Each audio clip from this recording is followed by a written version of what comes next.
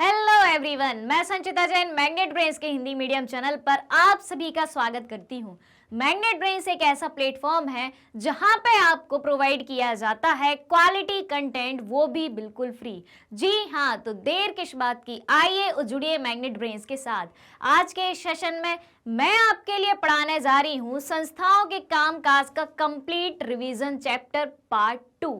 तो कल तक हमने जो है संस्थाओं के कामकाज का पार्ट 1 पढ़ा था, यानी कि पार्ट 1 में हमने आधा रिवीजन किया था, बाकी का बचा हुआ आधा रिवीजन हम आज करने वाले हैं। तो चलिए शुरू करते हैं सेशन को। और शुरू करने से पहले ज़्यादा से ज़्यादा इस सेशन को आप लाइक कर दें और ज़्यादा से ज़्यादा शेयर कर दें, ताकि आपके साथी भी इस सेशन को ज्वाइन कर पाएं और वो भी संस्थाओं के कामकाज के बारे में जानकारी प्राप्त कर पाएं। तो चलिए शुरू करते हैं आज के सेशन को और देखते हैं कि आज जो है हमें प्रधानमंत्री जी के बारे में पढ़ना है। कल तक हमने राष्ट्रपति की शक्तियों तक हमने पढ़ा था, राष्ट्रपति जी की कई सारी शक्तियों के बारे में जाना था। आज हम पढ़ने वाले हैं इसके आगे प्राइम मिनिस्टर यानी कि भारत के प्रधानमंत्री के बारे में और साथ ही साथ उनकी मंत्रिपरिषद के बारे में। तो चलिए देखते हैं। यहाँ पे आपको सबसे पहला पॉइंट दिख रहा है कि भारत का वैधानिक प्रमुख होता है। कौन होता है? राष्ट्रपति। राष्ट्रपति जो है भारत का वैधानिक प्रमुख होता है, जबकि प्रधानमंत्री वास्तविक प्रमुख होता है। अब वैधानिक प्रमुख और वास्तविक प्रमुख में अंतर क्या है? तो वैधानिक प्रमुख से यहाँ पे ये मतलब निकल के आता है कि संवैधानिक रूप से, कानूनी रूप से तो संसद का प्रमुख जो है या फिर भारत का प्रमुख जो है वो राष्ट्रपति ही है, लेकिन वास्तविक शक्तियां जो हैं, संसद की वास्तविक शक्तियां, संविधान की वास्तविक शक्तियां जो हैं वो प्रधानमंत्री के हाथ में होती हैं। यानी कि जितने भी कार्य किए जाते हैं, जितने भी कार्य संसद के अंदर किए जाते हैं, वो सब के सब कार्य प्रधानमंत्री करता है अपनी मंत्रिपरिषद की सलाह से। लेकिन राष्ट्रपति वैधानिक प्रमुख है और वो सारे काम वैधानिक रूप से किसके नाम पे किए जाएंगे? वो काम किए जाएंगे सारे के सारे राष्ट्रपति के नाम से। तो इस तरीके से जो है राष्ट्रपति की भूमिका वैधानिक रूप में होती है और वास्तविक भूमिका होती है भारत के प्रधानमंत्री की, क्योंकि प्रधानमंत्री ही अपनी मंत्रिपरिषद के माध्यम से सारे कार्यों को संपन्न करता है और उन कामों की स्वीकृति जो है और वो जो काम है वो भारत के राष्ट्रपति के नाम से कराए जाते हैं। तो इस तरीके से जो है भारत का राष्ट्रपति जो है वैधानिक प्रमुख हुआ और भारत का प्रधानमंत्री जो है वास्तविक प्रमुख के रूप में जाना जाता है। चलिए बढ़ते हैं अगले पॉइंट की तरफ।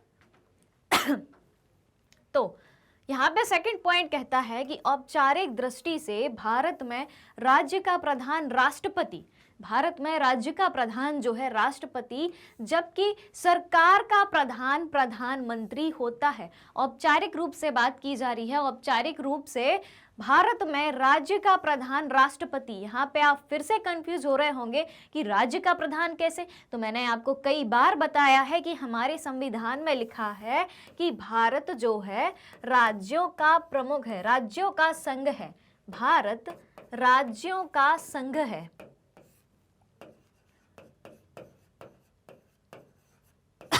तो इस तरीके से जो है औपचारिक रूप से भारत में राज्यों के प्रमुख के रूप में राष्ट्रपति को जाना जाता है और सरकार का प्रधान जो होता है प्रधानमंत्री होता है, क्योंकि जितने भी सरकारी काम होते हैं वो सभी प्रधानमंत्री अपनी मंत्रिपरिषद की सलाह से करता है। आगे बढ़ें, आगे देखें कि संघ की कार्यपालिका शक्ति, संघ की कार्यपालिका शक्ति राष्ट्रपति में निहित होती है। ये बात हम कई बार पढ़ चुके हैं और जब हमने राष्ट्रपति के बारे में पढ़ा था तो पहली लाइन हमने यही पढ़ी थी कि संघ की कार्यपालिका शक्ति जो है राष्ट्रपति में निहित होती है।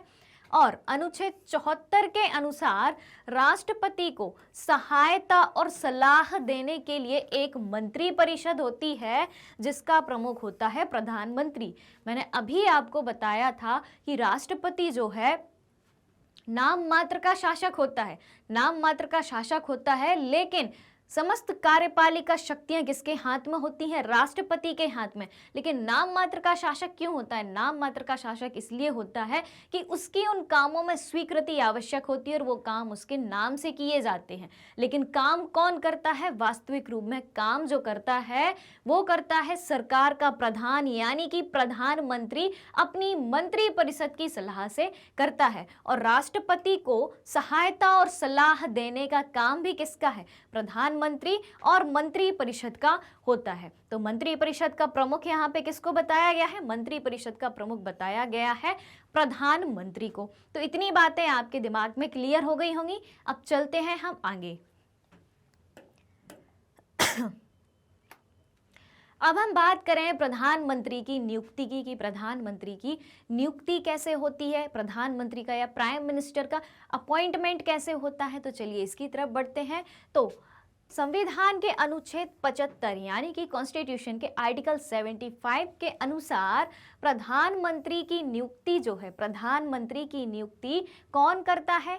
राष्ट्रपति करता है। राष्ट्रपति करता है किसके अनुसार?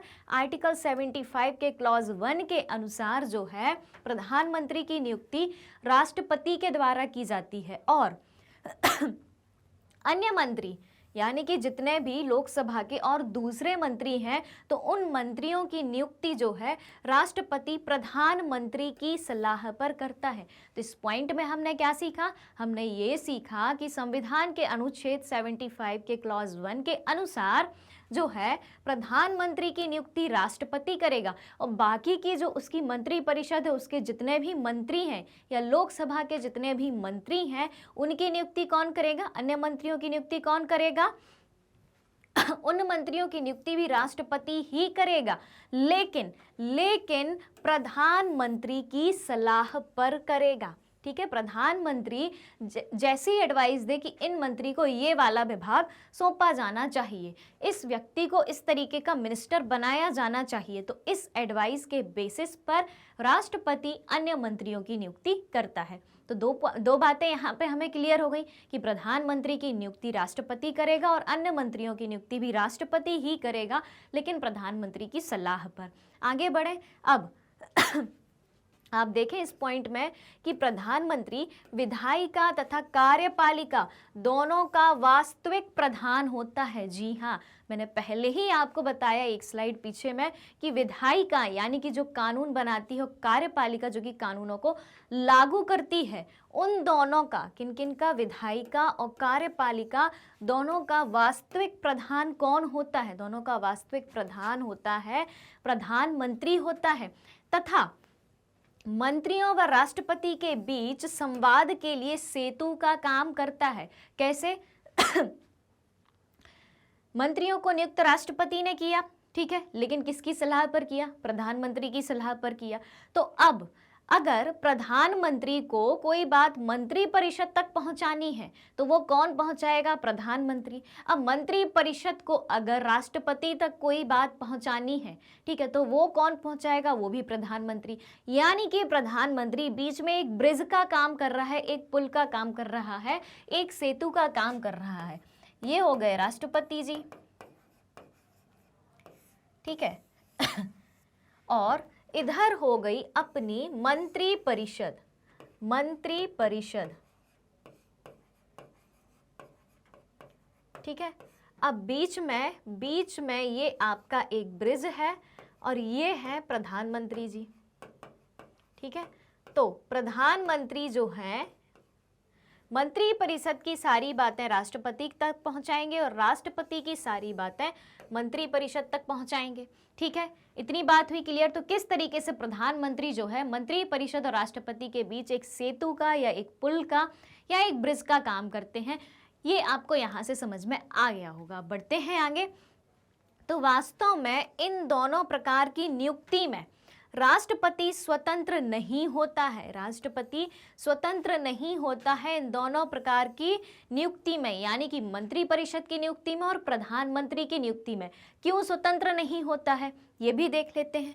क्योंकि लोकसभा में जिस दल का स्पष्ट बहुमत होता है, क्लियर मेजॉरिटी होती है, उसी के नेता को राष्ट्रपति प्रधानमंत्री नियुक्त करेगा।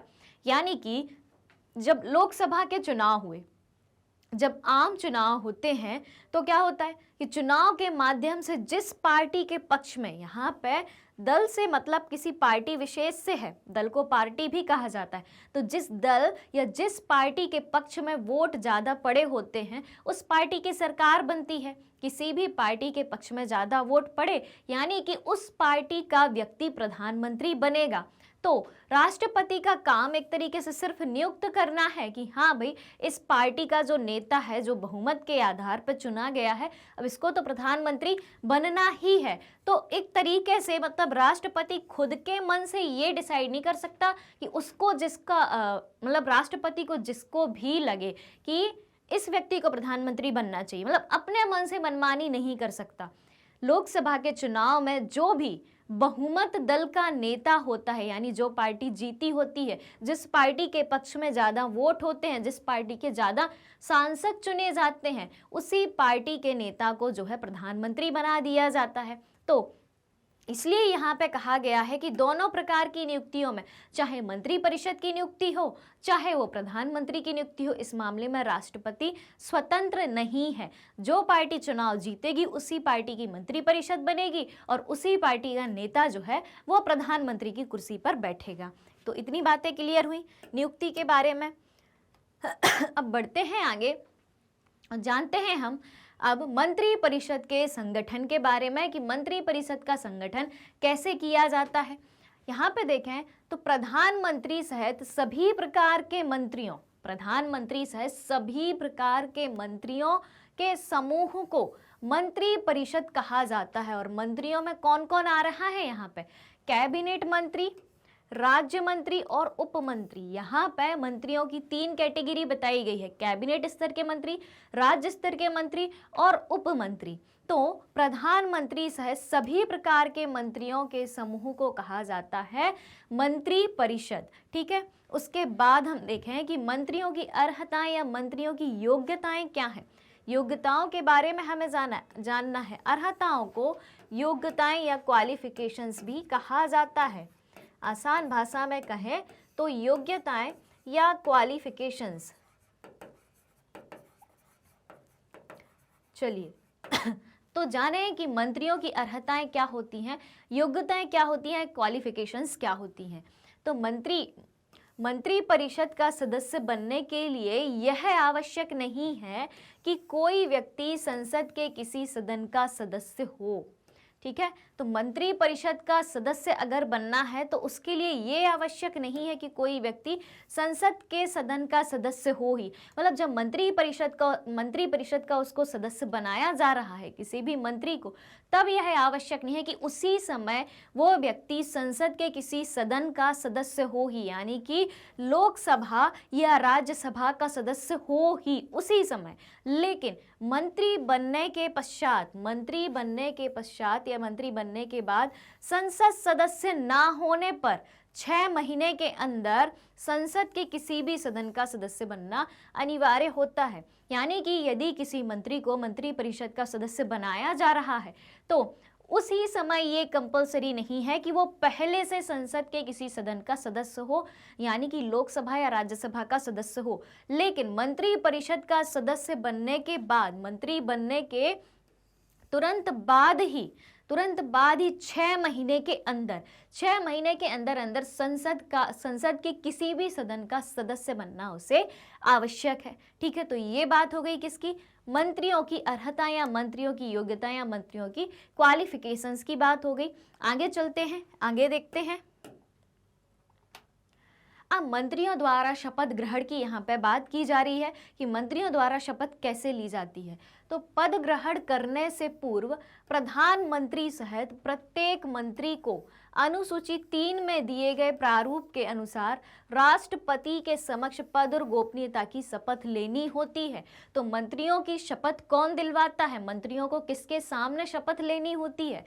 तो पद ग्रहण करने से पहले प्रधानमंत्री को और उसके अंडर में जितने भी मंत्री हैं, यानी कि प्रधानमंत्री को और हर एक मंत्री को अनुसूची 3, जैसा कि मैंने आपको बताया था कि संविधान में 12 अनुसूचियों का वर्णन किया गया है। हमारे भारतीय संविधान में 12 अनुसूची या 12 शेड्यूल हैं। उनमें से तीसरी अनुसूची में शपथ से संबंधित बातें बताई गई हैं कि मंत्रियों की या अन्य नेताओं की शपथ कैसे होती है, कौन दिलाता है। तो अनुसूची 3 में जैसा शपथ का प्रारूप दिया गया है, जैसा शपथ का ड्राफ्ट दिया गया है कि इस तरीके से शपथ ली जाती है, तो उस प्रारूप के अनुसार राष्ट्रपति के सामने अपने पद और गोपनीयता की शपथ ली जाती है। पद और गोपनीयता से यहाँ पे क्या मतलब है? तो पद से ये मतलब है कि जिस पद पर वो बैठ रहे हैं, मान लो कि वो प्रधानमंत्री के पद पर बैठ रहे हैं, तो वो उस पद की गरिमा को बनाए रखेंगे। उस पद से रिलेटेड, उस दायित्व से रिलेटेड जितनी भी रिस्पॉन्सिबिलिटी है, तो वो सारी रिस्पॉन्सिबिलिटी, वो सारी जिम्मेदारियां वो बहुत अच्छे से निभाएंगे। साथ ही साथ यहाँ पे एक और शब्द है गोपनीयता। गोपनीयता से यहाँ पे ये मतलब है कि जितनी भी बातें संसद के अंदर चल रही हैं, जो भी राजनीतिक गतिविधियां चल रही हैं, जो भी मीटिंग्स में बातें चल रही हैं, जो भी उनकी गतिविधि उनके संसद के सत्र के दौरान चल रही है, वो किसी अन्य को बाहर जाके नहीं बताएंगे। तो यहाँ पे जो है प्रधानमंत्री और सारे मंत्रियों की शपथ जो है वो अनुसूची 3 में दिए गए प्रारूप के अनुसार राष्ट्रपति दिलवाता है। ठीक है, इतनी बातें क्लियर हुई हैं आपको। अब बढ़ते हैं मंत्रिपरिषद के कार्यकाल की तरफ कि मंत्रिपरिषद का कार्यकाल कितना होता है। तो मंत्रिपरिषद के कार्यकाल के बारे में जाने तो वह अधिक से अधिक लोकसभा के कार्यकाल तक, कब तक? लोकसभा के कार्यकाल तक, जो कि 5 वर्ष का होता है। जिस तरीके से लोकसभा का कार्यकाल कितना होता है, लोकसभा का कार्यकाल मैक्सिमम 5 साल का होता है, तो तभी तक मंत्रिपरिषद का कार्यकाल भी होता है, यानी कि 5 साल तक मंत्रिपरिषद अपने पद पर बनी रह सकती है। अब आगे बढ़ते हैं। अब जानते हैं हम मंत्रिपरिषद की कार्यप्रणाली के बारे में कि मंत्रिपरिषद की कार्यप्रणाली या वर्किंग प्रोसेस क्या होती है। तो इनकी जो बैठक है सप्ताह में एक बार होती ही है। बैठक जो है प्रायः सप्ताह में एक बार होती है। वैसे प्रधानमंत्री जब चाहे इनकी बैठक बुला सकता है, यानी कि मंत्रिपरिषद की बैठक जो है सप्ताह में एक बार तो होना अनिवार्य ही है। लेकिन यदि प्रधानमंत्री को लगता है इस दौरान, इस बीच में, यानी कि 1 हफ्ते से पहले भी कभी लगता है कि बैठक की आवश्यकता है, यानी कि प्रधानमंत्री को जब लगे कि बैठक होनी चाहिए, मीटिंग होनी चाहिए, तो प्रधानमंत्री अपनी मर्जी के मुताबिक और परिस्थिति के मुताबिक जो है बैठक को बुला सकता है और बैठक हो सकती है। उसके बाद हम देखें कि मंत्रिपरिषद बैठक की अध्यक्षता प्रधानमंत्री करता है। तो मंत्रिपरिषद की बैठक की अध्यक्षता कौन करता है? प्रधानमंत्री करता है। तथा उसकी अनुपस्थिति में, यानी कि जब प्रधानमंत्री उस समय उपस्थित ना हो बैठक के दौरान, तो कौन करता है? प्रधानमंत्री द्वारा नामित कोई वरिष्ठ मंत्री। अगर प्रधानमंत्री बैठक के लिए अनुपस्थित है, बैठक में प्रेजेंट नहीं है, तो प्रधानमंत्री अपनी जगह किसी दूसरे मंत्री को, दूसरे किसी वरिष्ठ मंत्री, वरिष्ठ यानी कि सीनियर मोस्ट मिनिस्टर को जो है बोल के जाएगा, उनको वो दायित्व सौंप के जाएगा कि इस बैठक की अध्यक्षता आपको करनी है। ठीक है, अब आगे देखें। प्रायः सभी निर्णय, यानी कि मंत्रिपरिषद के सभी निर्णय, सारे डिसीजन सर्वसम्मति से लिए जाते हैं, यानी कि मंत्रिपरिषद के सारे डिसीजन सबकी सहमति से लिए जाते हैं। मतभेद की अवस्था में निर्णय बहुमत के आधार पर किया जाता है, यानी कि पहली बात क्या हो गई? पहली बात तो ये हो गई कि मंत्रिपरिषद के जितने भी डिसीजन हैं वो सबकी सहमति से लिए जाते हैं। लेकिन अगर सबकी सहमति नहीं है, यानी कि मतभेद की स्थिति बन रही है, यानी कि किसी मंत्रियों का, मतलब कुछ मंत्रियों का मन अलग है, कुछ मंत्री उस बात को लेके अलग हैं, ठीक है, कुछ मंत्रियों का निर्णय अलग है, कुछ मंत्रियों का निर्णय अलग है, तो उस स्थिति में क्या होगा? उस स्थिति में उस निर्णय पर वोटिंग होगी, उस विषय पर वोटिंग होगी, और जिस पक्ष में ज़्यादा वोट होंगे तो यानी कि वो कौन सी स्थिति होगी, वो स्थिति होगी बहुमत की स्थिति। तो बहुमत के आधार पर फिर निर्णय लिए जाएंगे। दो बातें सीखी। दो बातें कौन कौन सी की, मंत्री परिषद के अंदर जितने भी निर्णय लिए जाते हैं वो सबकी सहमति से लिए जाते हैं। लेकिन अगर किसी निर्णय में किसी विषय पर सबकी सहमति नहीं बनती है, सबकी सहमति नहीं बनती है, तो निर्णय जो है, डिसीजन जो है, बहुमत के आधार पर लिए जाएंगे।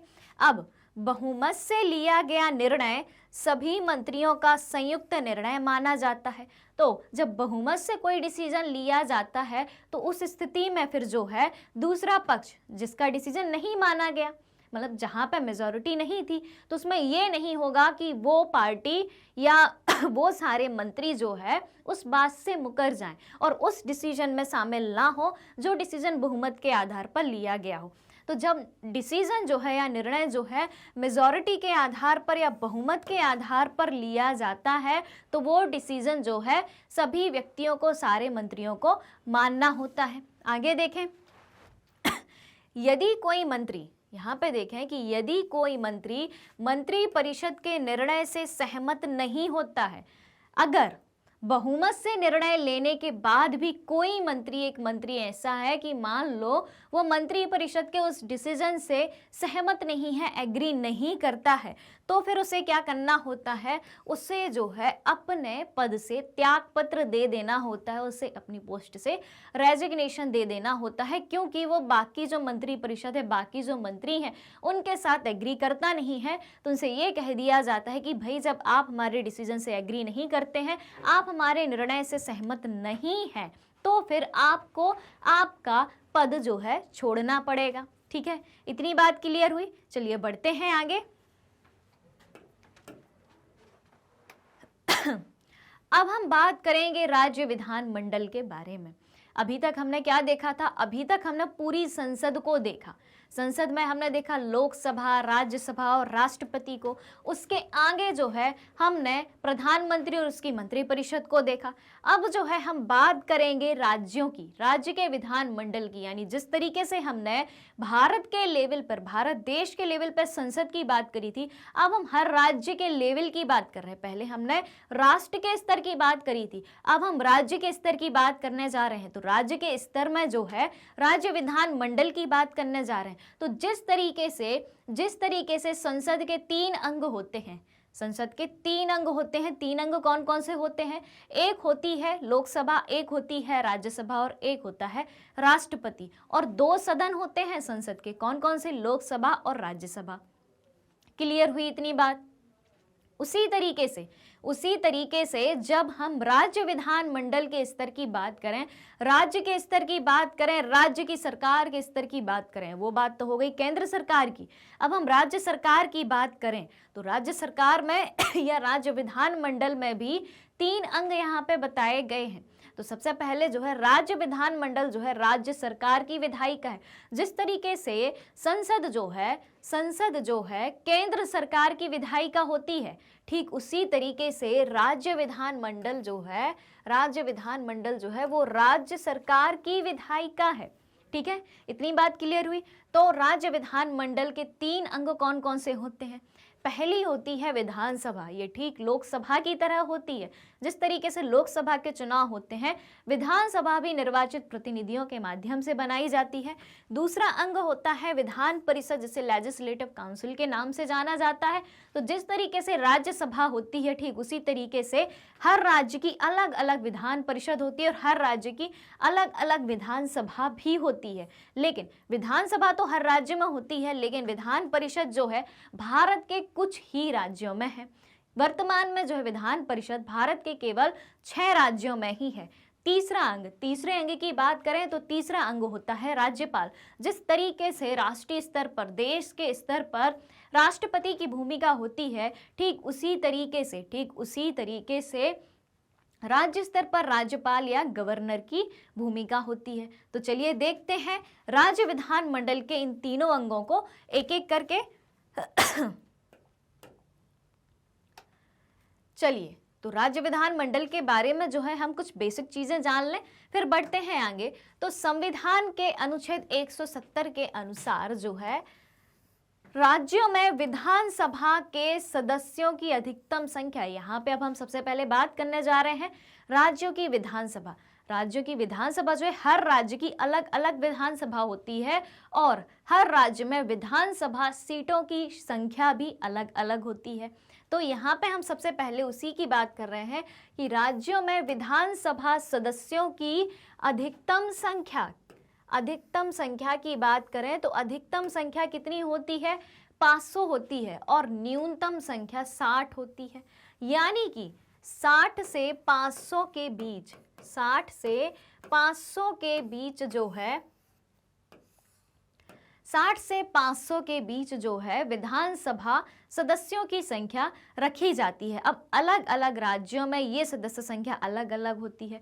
अब अलग अलग क्यों होती है हर राज्य में? क्योंकि हर राज्य की जनसंख्या अलग अलग है। तो जितनी जनसंख्या होगी उस अनुपात में उस राज्य की विधानसभा की सदस्य संख्या होगी। अगर किसी राज्य की जनसंख्या अधिक है तो उस राज्य में जो है विधानसभा सदस्यों की संख्या अधिक होगी। अगर किसी राज्य में विधानसभा सदस्यों की संख्या कम है तो उस राज्य में विधानसभा सदस्यों की संख्या कम होगी। इतनी बात हुई क्लियर। आगे बढ़ते हैं तो 84वें संविधान संशोधन, ये वाला संशोधन जो है, ये वाला कॉन्स्टिट्यूशनल अमेंडमेंट जो है वो बहुत ही याद रखने के लायक है। क्यों है देखते हैं, देख के सुन के आपको समझ में आ जाएगा। तो 84वां संविधान संशोधन जो है, जो कि 2001 में किया गया था, उसके अनुसार क्या हुआ? उसके अनुसार ये हुआ कि राज्य विधानसभा के लिए आवंटित सीटें 2026 के बाद होने वाली पहली जनगणना के बाद पुनः निर्धारित की जाएंगी। यानी कि अभी वर्तमान में जिन जिन राज्यों में जितनी जितनी सीटें हैं विधानसभा की, वही सीटें कब तक रहेंगी? 2026 तक उतनी ही रहेंगी। जब एक बार जनगणना हो जाएगी तब 2026 के बाद जनसंख्या के आधार पर सीटों को घटाया और बढ़ाया जा सकता है। मतलब जिस राज्य की जनसंख्या उस समय जितनी होगी तो उस आधार में सीटों का निर्धारण जो है फिर से किया जाएगा। कब किया जाएगा? 2026 के बाद ये काम किया जाएगा। अब आगे देखें कि संसद को यह शक्ति प्राप्त है कि वह किसी भी राज्य में विधान परिषद का सृजन अथवा उसकी समाप्ति कर सकती है। अब यहाँ पे बात हो रही है, बहुत इंपॉर्टेंट बात हो रही है, विधान परिषद की बात हो रही है यहाँ पे। तो विधान परिषद की बात क्यों हो रही है? अब मैंने आपको बताया था कि भारत के हर राज्य में विधान परिषद नहीं है। भारत के कुछ ही, यानी कि सिर्फ 6 राज्यों में वर्तमान में विधान परिषद है या लेजिस्लेटिव काउंसिल है। अब यहाँ पे आप देखें कि संसद को यह शक्ति प्राप्त है कि वह किसी भी राज्य में विधान परिषद का सृजन अथवा उसकी समाप्ति कर सकती है। तो विधान परिषद बनाना और अगर किसी राज्य में विधान परिषद है और उसको मिटाना किसका काम है? किसके पास ये अधिकार है? किसके पास ये राइट है? वो है भारत की संसद के पास, भारत की पार्लियामेंट के पास। तो भारत की संसद के पास ही ये अधिकार है कि वो किसी भी राज्य में विधान परिषद का निर्माण कर सकती है या विधान परिषद को मिटा सकती है। तो ये बातें कुछ हुई, ठीक है। चलिए आगे बढ़ते हैं। विधानसभा की यहाँ पे हम बात करें, तो विधानसभा जो है लेजिस्लेटिव असेंबली कहा जाता है इसको। विधानसभा राज्य विधानमंडल का लोकप्रिय सदन है क्योंकि इसके सदस्य जनता द्वारा प्रत्यक्ष चुने जाते हैं। जिस तरीके से लोकसभा में भी जनता ही चुनती थी अपने प्रतिनिधि, तो ठीक उसी तरीके से विधानसभा यानी कि लेजिस्लेटिव असेंबली में भी जनता के द्वारा प्रत्यक्ष रूप से चुने गए प्रतिनिधि ही जाते हैं। इसलिए इसे लोकसभा की तरह विधानसभा को भी लोकप्रिय सदन कहा जाता है। उसके बाद हम देखें विधानसभा सदस्यों की योग्यताओं के बारे में देखें तो योग्यताओं में पहली योग्यता है कि वह भारत का नागरिक हो। फिर आयु की बात करें तो वो 25 वर्ष की आयु पूरी कर चुका हो। उसके बाद हम बात करें कि वो पागल या दिवालिया ना हो, यानी कि मानसिक रूप से कोई परेशानी ना हो। साथ ही साथ दिवालिया यानी कि उसके ऊपर सरकार का इतना कर्ज ना हो कि वो चुका ही ना पाए। ठीक है। और चौथी बात देखें कि वो किसी सरकारी सेवा में ना हो, शासकीय सेवा में ना हो, यानी कि उसे कहीं से सरकारी रूप से पैसा मिल रहा हो, मतलब सरकारी सैलरी मिल रही हो। अगर वो चुनाव लड़ना चाहता है तो उसके पहले उसको अपनी सरकारी नौकरी छोड़नी होगी। तो जल्दी से इतना नोट कीजिए, फिर बढ़ते हैं हम आगे और देखते हैं कि क्या पढ़ना है। तो चलिए, इतना आप सभी ने नोट कर लिया होगा। अब आगे बढ़ते हैं और जानते हैं आगे। अब हम जानेंगे विधानसभा के कार्यकाल के बारे में, यानी कि हमारी लेजिस्लेटिव असेंबली जो है वो कितने समय तक काम करती है या कितने समय तक जो है उसका कार्यकाल चलता है। चलिए देखते हैं। तो विधानसभा के कार्यकाल की यहाँ पे हम बात कर रहे हैं। पहला पॉइंट देखें तो राज्य विधानसभा की अवधि जो है, राज्य विधानसभा की अवधि जो है 5 वर्ष निर्धारित की गई है। जिस तरीके से लोकसभा की अवधि भी 5 वर्ष की होती है, यानी कि 5 वर्ष के बाद फिर से चुनाव होते हैं और फिर से नई सरकारें आती हैं, फिर से नए नेता आते हैं। तो ठीक उसी तरीके से राज्य विधानसभा की अवधि भी जो है वो 5 वर्ष निर्धारित की गई है। उसके बाद देखें कि इस अवधि को राष्ट्रीय आपातकाल के समय, कब? राष्ट्रीय आपातकाल के समय एक वर्ष में एक बार में 1 वर्ष के लिए बढ़ाया जा सकता है। अगर कभी ऐसी सिचुएशन बनती है कि देश में राष्ट्रीय आपातकाल लागू हो, यानी कि इमरजेंसी लागू हो। आपने अक्सर सुना होगा कि अब इमरजेंसी लागू होने वाली है। वैसे तो अभी वर्तमान में काफ़ी टाइम से इमरजेंसी नहीं लगी है, लेकिन आपने कभी जम्मू कश्मीर के बारे में सुना हो कि वहाँ पे जो है इमरजेंसी यानी कि राष्ट्रपति शासन चल रहा हो। अब इमरजेंसी किस परिस्थिति में लगाई जा सकती है? जब हमारे देश पर हो सकता है कोई आक्रमण हो, युद्ध हो, भारी संकट हो, अशांति फैली हुई हो, दूसरे देश ने आक्रमण किया हो, तो उस स्थिति में इमरजेंसी लगी होती है, राष्ट्रीय आपातकाल लगा होता है। या फिर हम बात करें तो किसी राज्य का शासन अच्छे से ना चल रहा हो, तो अगर उस राज्य का शासन अच्छे से नहीं चलता है तो उसका शासन जो है, उस राज्य का शासन जो है सीधे राष्ट्रपति के हाथ में पहुंच जाता है और कहा जाता है कि उस राज्य में राष्ट्रपति शासन लगाया गया है। तीसरी बात क्या हो सकती है? तीसरी बात इमरजेंसी की ये हो सकती है कि हो सकता है अपने देश में या देश के किसी भी राज्य में वित्तीय आपातकाल चल रहा हो, यानी कि फाइनेंशियल इमरजेंसी चल रही हो, यानी कि वो राज्य या देश या फिर अपना देश या फिर देश का कोई भी राज्य जो है वित्तीय आपातकाल से जूझ रहा हो, यानी कि उनके पास फाइनेंशियल कंडीशन जो है उनकी खराब चल रही हो, तो वित्तीय आपातकाल यानी कि फाइनेंशियल इमरजेंसी लगाई जाती है। तो अगर किसी भी राज्य में ऐसी इमरजेंसी जैसी सिचुएशन बनती है, यानी कि आपातकाल जैसी सिचुएशन बनती है, तब उस परिस्थिति में विधानसभा का कार्यकाल एक बार में 1 वर्ष के लिए बढ़ाया जा सकता है। एक बार में सिर्फ 1 वर्ष के लिए ही बढ़ाया जा सकता है। ठीक है, इतनी बात क्लियर हुई। तो नॉर्मली हम देखें तो राज्य की जो विधानसभा है, यानी कि स्टेट की जो लेजिस्लेटिव असेंबली है, उसका कार्यकाल कितना होता है? 5 साल होता है। लेकिन अगर राष्ट्रीय आपातकाल जैसी यानी कि नेशनल इमरजेंसी जैसी कोई सिचुएशन बनती है तो उस विधानसभा का कार्यकाल, उस राज्य की विधानसभा का कार्यकाल 1 वर्ष में 1 साल तक के लिए बढ़ाया जा सकता है। आगे देखें राज्यपाल के द्वारा, किसके द्वारा? राज्यपाल के द्वारा 5 वर्ष की अवधि के पूरी होने से पहले भी विधानसभा का विघटन किया जा सकता है। यानी कि मान लो विधानसभा का काम अच्छे से ना चल रहा हो और विधानसभा भंग होने वाली हो, विघटन होने वाला हो विधानसभा का, विधानसभा को डिसॉल्व करने जैसे सिचुएशन राइज हो जाए, तब क्या होगा? तब उसको डिसॉल्व कौन करेगा? पहली बात तो ये आती है कि विधानसभा को विघटित करने का, वहीं रोकने का, वहीं खत्म करने का या वहीं भंग करने का दायित्व तो किसके पास है? मतलब अधिकार किसके पास है? कौन भंग कर सकता है? वो कर सकते हैं उस राज्य के राज्यपाल या गवर्नर कर सकते हैं। तो अगर 5 साल के पहले जो है, 5 साल के पहले अगर ऐसी सिचुएशन बनती है कि विधानसभा को भंग करना पड़े तो वो कौन कर सकता है? राज्यपाल कर सकता है। तो यहाँ पे हम कार्यकाल की बात कर रहे हैं, वैसे तो 5 साल का कार्यकाल होता है। राष्ट्रीय आपातकाल के समय एक बार में 1 वर्ष के लिए बढ़ाया जा सकता है।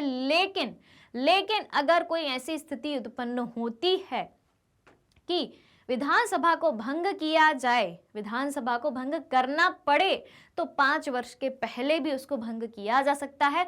और वो उसको भंग करने की पावर या शक्ति किसके पास होती है? राज्यपाल के पास होती है। जैसे कि हमने लोकसभा में पढ़ा था कि लोकसभा को भंग करने की पावर किसके पास होती है?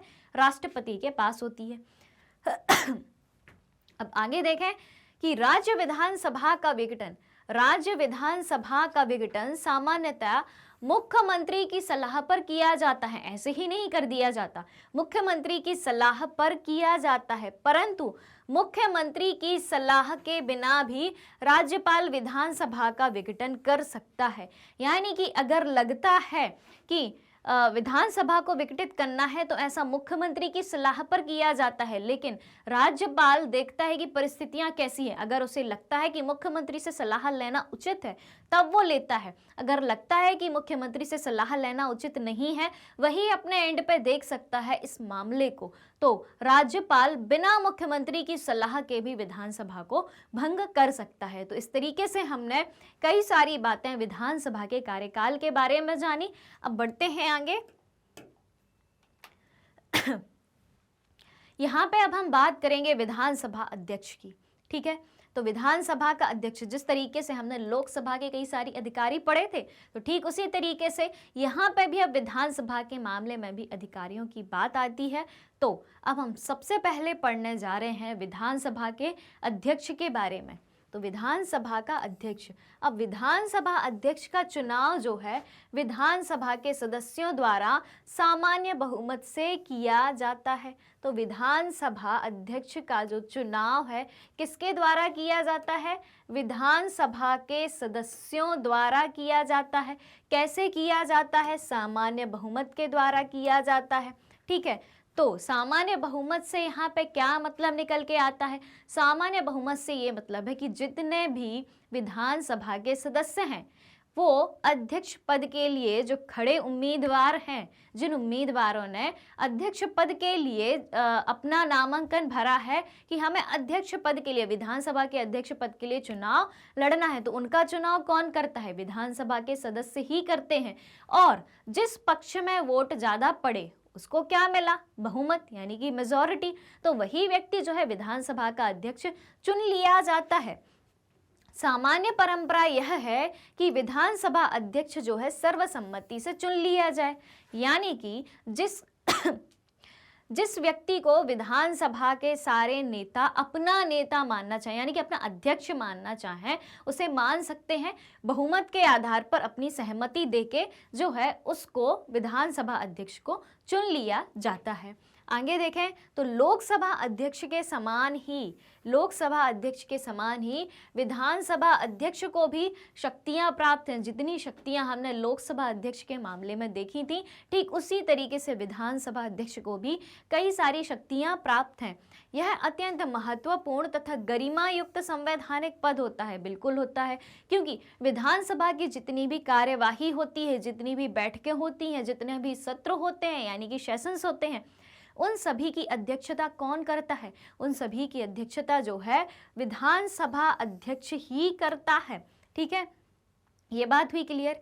अब आगे देखते हैं कि विधानसभा अध्यक्ष विधानमंडल के विशेषाधिकारों का संरक्षक होता है, यानी कि विधानमंडल में, विधानसभा में जितने भी काम हो रहे हैं, जो भी अधिकार दिए गए हैं, उन सभी का संरक्षण करने की जिम्मेदारी, उन सभी को प्रोटेक्ट करने की जिम्मेदारी किसके पास होती है? विधानसभा अध्यक्ष के पास होती है। वह सदन की कार्यवाही संचालित करता है। बिल्कुल करता है, यानी कि विधानसभा में जब भी सेशन आयोजित किए जाते हैं, सत्र आयोजित किए जाते हैं, बैठकें आयोजित होती हैं, तो उसकी कार्यवाही का संचालन किसके द्वारा किया जाता है? विधानसभा अध्यक्ष के द्वारा किया जाता है।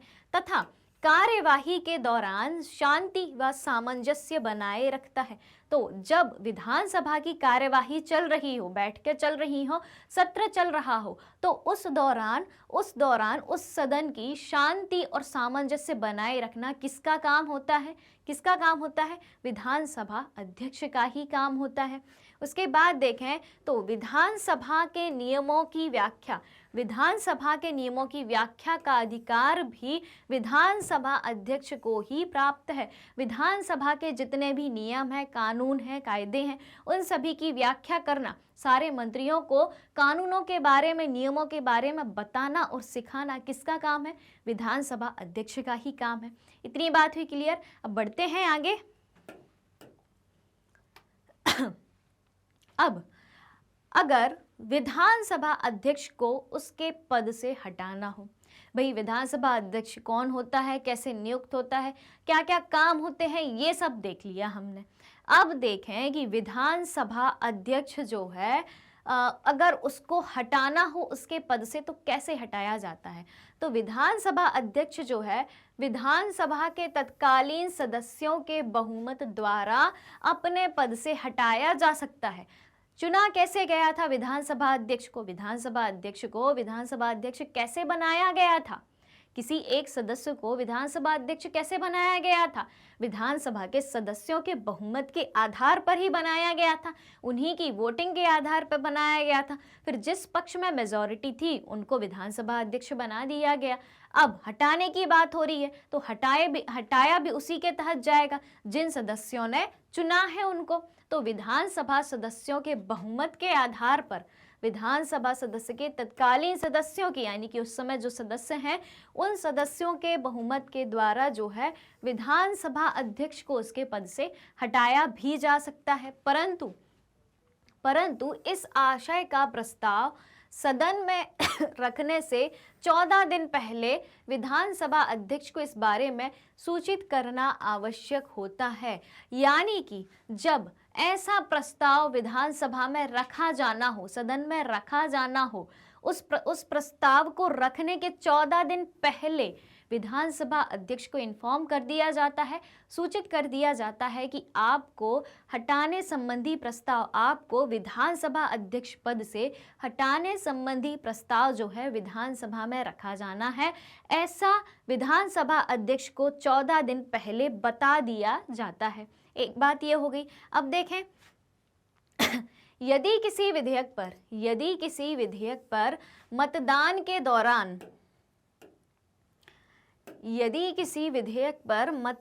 के दौरान पक्ष एवं विपक्ष के मत बराबर हो जाएं, यानी कि कोई बिल रखा गया सदन में, ठीक है, कोई बिल आया, अब उस पक्ष में वोट डलने हैं। बिल यानी कि विधेयक को क्या कहा जाता है? विधेयक को बिल कहा जाता है। अब अगर किसी विधेयक पर वोटिंग हो रही है, मतदान हो रही है, तो दोनों पक्ष के वोट जो है बराबर हो गए।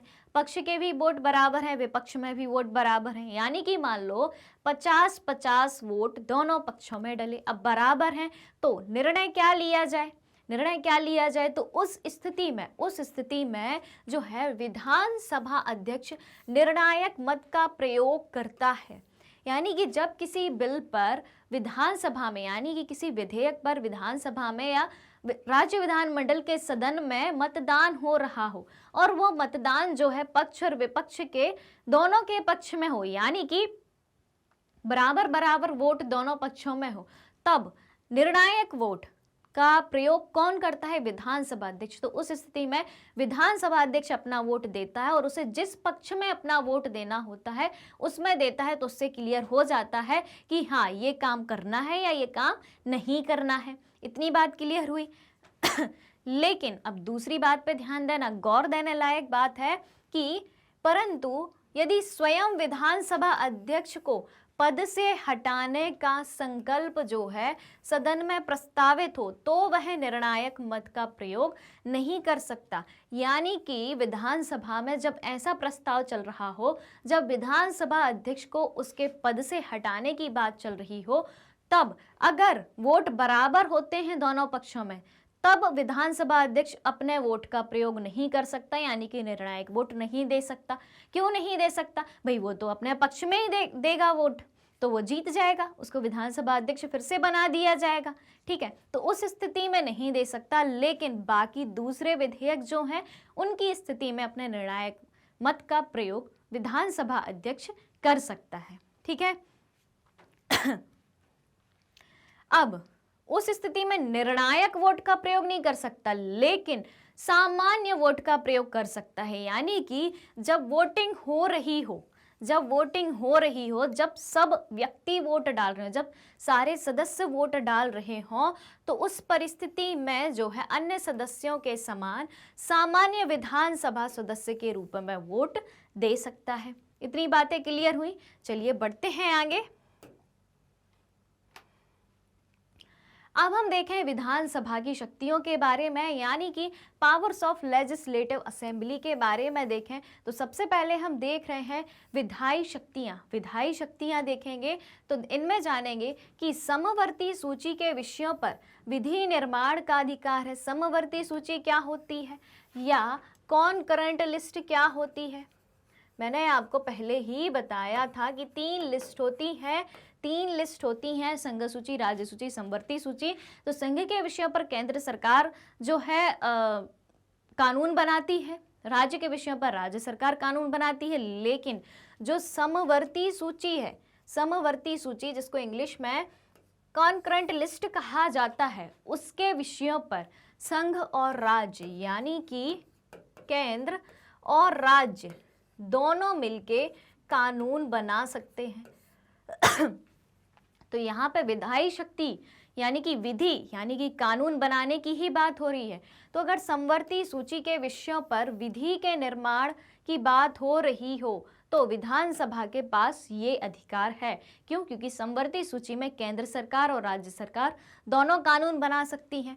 विधानसभा में विधि निर्माण की प्रक्रिया संसद में विधि निर्माण की प्रक्रिया के समान है, यानी कि संसद में जिस तरीके से कानून बनाए जाते हैं ठीक उसी तरीके से विधानसभा में भी उसी तरीके से विधि निर्माण की प्रक्रिया है या कानून बनाने की प्रक्रिया को अपनाया गया है। चलिए आगे बढ़ते हैं, बात करते हैं वित्तीय शक्ति के बारे में, फाइनेंशियल पावर के बारे में बात करते हैं विधानसभा की। तो विधायिका जो है राज्य की कार्यपालिका पर वित्तीय नियंत्रण बनाए रखती है, यानी कि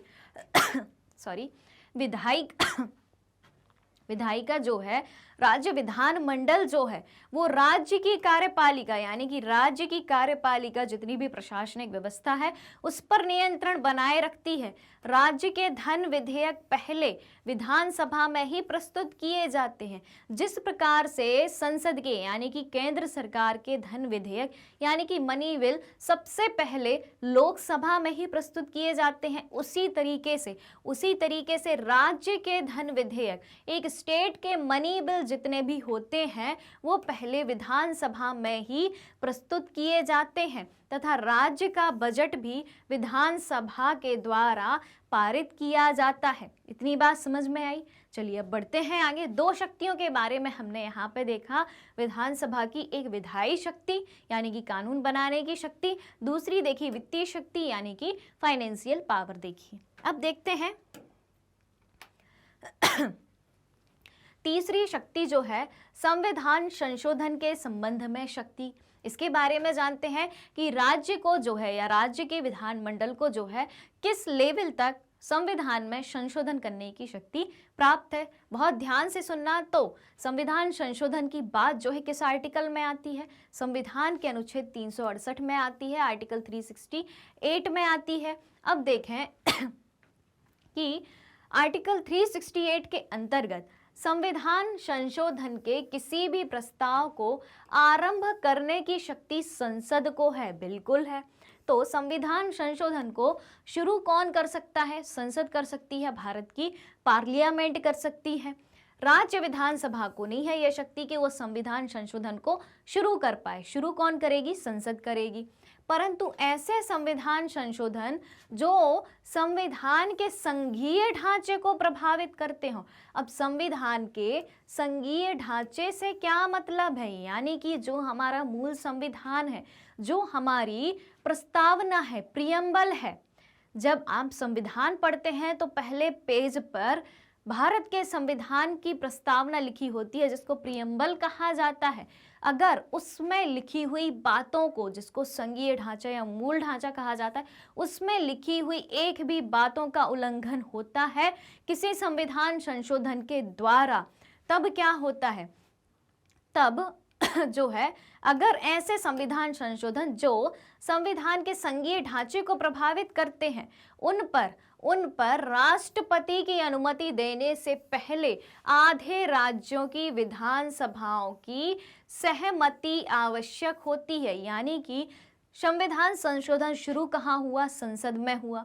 शुरू राज्य के विधानमंडल में नहीं हो सकता। अब संसद के पास है, ठीक है, संविधान संशोधन की शक्ति सबसे पहले किसके पास है? शुरू करने का अधिकार किसके पास है? संसद के पास है। और राष्ट्रपति की मुहर लगने के बाद जो है वो कानून बन जाएगा। लेकिन अगर कोई संशोधन ऐसा होने जा रहा है जो भारत के संविधान के मूल ढांचे को प्रभावित करता है तो उस संबंध में राष्ट्रपति की अनुमति लेने से पहले संसद को जो है भारत के आधे राज्यों की विधानसभाओं की सहमति लेनी आवश्यक होती है। उसके बाद जो है वो राष्ट्रपति की स्वीकृति के लिए जाता है। इतनी बात क्लियर हुई?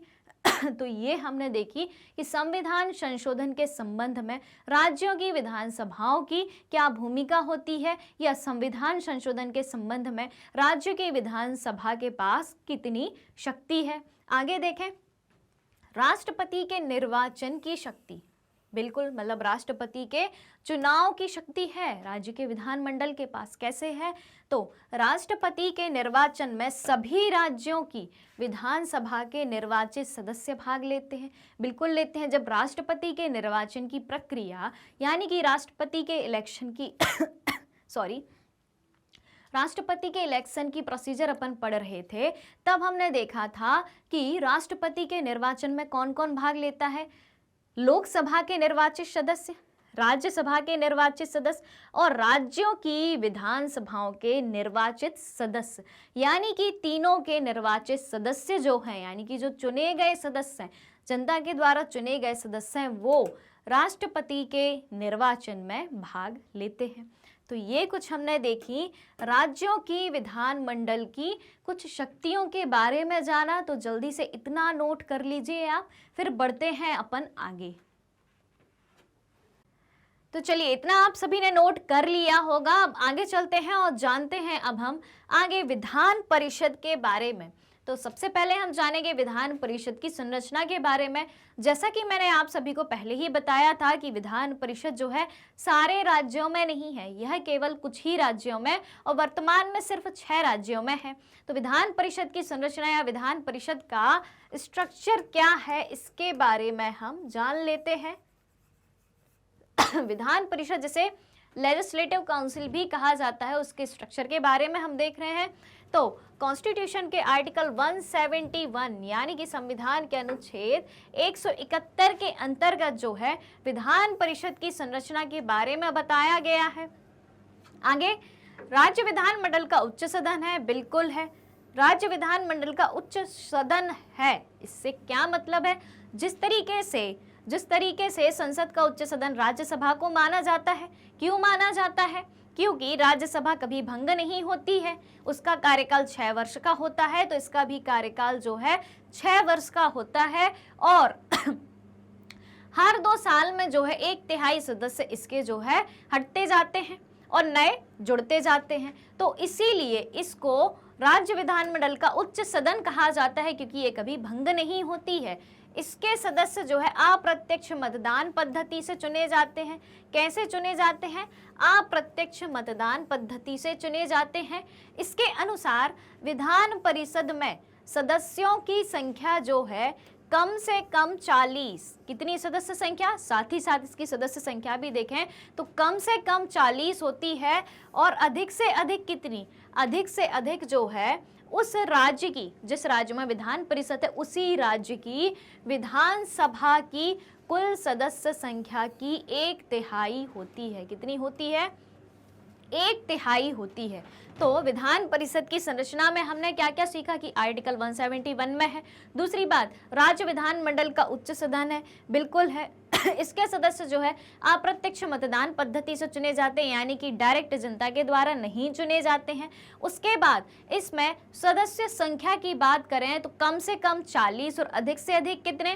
कि जिस राज्य की ये विधान परिषद है उसी राज्य की विधानसभा की कुल सदस्य संख्या की 1/3, अधिक से अधिक कितने, उस राज्य की विधानसभा की कुल सदस्य संख्या के 1/3 और कम से कम 40 सदस्य होते हैं। अब देखते हैं आगे। विधान परिषद के सदस्यों की अर्हताओं के बारे में अब बात करें कि विधान परिषद के सदस्य जो हैं उनकी अर्हताएं या योग्यताएं क्या होती हैं। तो विधान परिषद के जो सदस्य हैं सबसे पहले उनकी योग्यता होती है कि वो भारत का नागरिक हो। पहली शर्त, अनिवार्य शर्त है जो हर किसी के मामले में लागू होती है। दूसरी शर्त जो है आयु से संबंधित शर्त है कि कम से कम 30 वर्ष की आयु पूरी कर चुका हो, पहली भारत का नागरिक हो, और अगर कोई व्यक्ति विधान परिषद का सदस्य बनना चाहता है तो उसके लिए कम से कम 30 वर्ष की आयु होना अनिवार्य है। उसके बाद देखें कि उस राज्य के विधानसभा के किसी निर्वाचन क्षेत्र का मतदाता भी हो। किसका? उस राज्य की विधानसभा के किसी निर्वाचन क्षेत्र का मतदाता भी हो, यानी कि जिस राज्य की विधान परिषद का वो सदस्य बनना चाहता है तो उसके लिए उस राज्य की विधानसभा का जो क्षेत्र है, विधानसभा का निर्वाचन क्षेत्र जो है, वहां की वोटर लिस्ट में यानी कि मतदाता सूची में उसका नाम होना ही चाहिए, उस राज्य का वोटर होना चाहिए। ठीक है, इतनी बात समझ में आई। अब देखते हैं आगे कि कौन विधान परिषद का सदस्य नहीं बन सकता। तो ऐसा व्यक्ति विधान परिषद का सदस्य नहीं बन सकेगा जिससे संसद के कानून द्वारा अयोग्य घोषित किया गया हो, यानी कि संसद के कानून द्वारा उसे डिस्क्वालीफाई घोषित किया गया हो। कोई भी व्यक्ति विधान मंडल के दोनों सदनों का एक साथ सदस्य भी नहीं हो सकता, या तो वो सिर्फ विधानसभा का सदस्य होगा या वो सिर्फ विधान परिषद का सदस्य होगा। तो ये हमने क्या देखी? ये हमने देखी कुछ विधान परिषद के सदस्यों की योग्यताएं, कुछ क्वालिफिकेशंस देखी। चलिए आगे बढ़ते हैं। अब विधान परिषद के पदाधिकारी एवं सदस्यों का कार्यकाल देख लेते हैं कि विधान परिषद में कौन कौन से पदाधिकारी होते हैं और विधान परिषद के सदस्यों का कार्यकाल कितना होता है। तो सबसे पहले हम बात करें पदाधिकारियों के बारे में, तो विधान परिषद का कार्य संचालन करने के लिए एक सभापति और एक उपसभापति होते हैं। तो एक सभापति और एक उपसभापति परिषद के सदस्यों द्वारा निर्वाचित होते हैं। बिल्कुल, यानी कि विधान परिषद के जो भी सदस्य हैं उनके द्वारा ही विधान परिषद का सभापति और उपसभापति चुना जाता है। तो जिसे क्या कहा जाता है? एक को सभापति कहा जाता है और एक को उपसभापति कहा जाता है। उसके बाद सदन में अनुशासन तथा शांति व्यवस्था बनाए रखना सभापति एवं उपसभापति का कार्य है।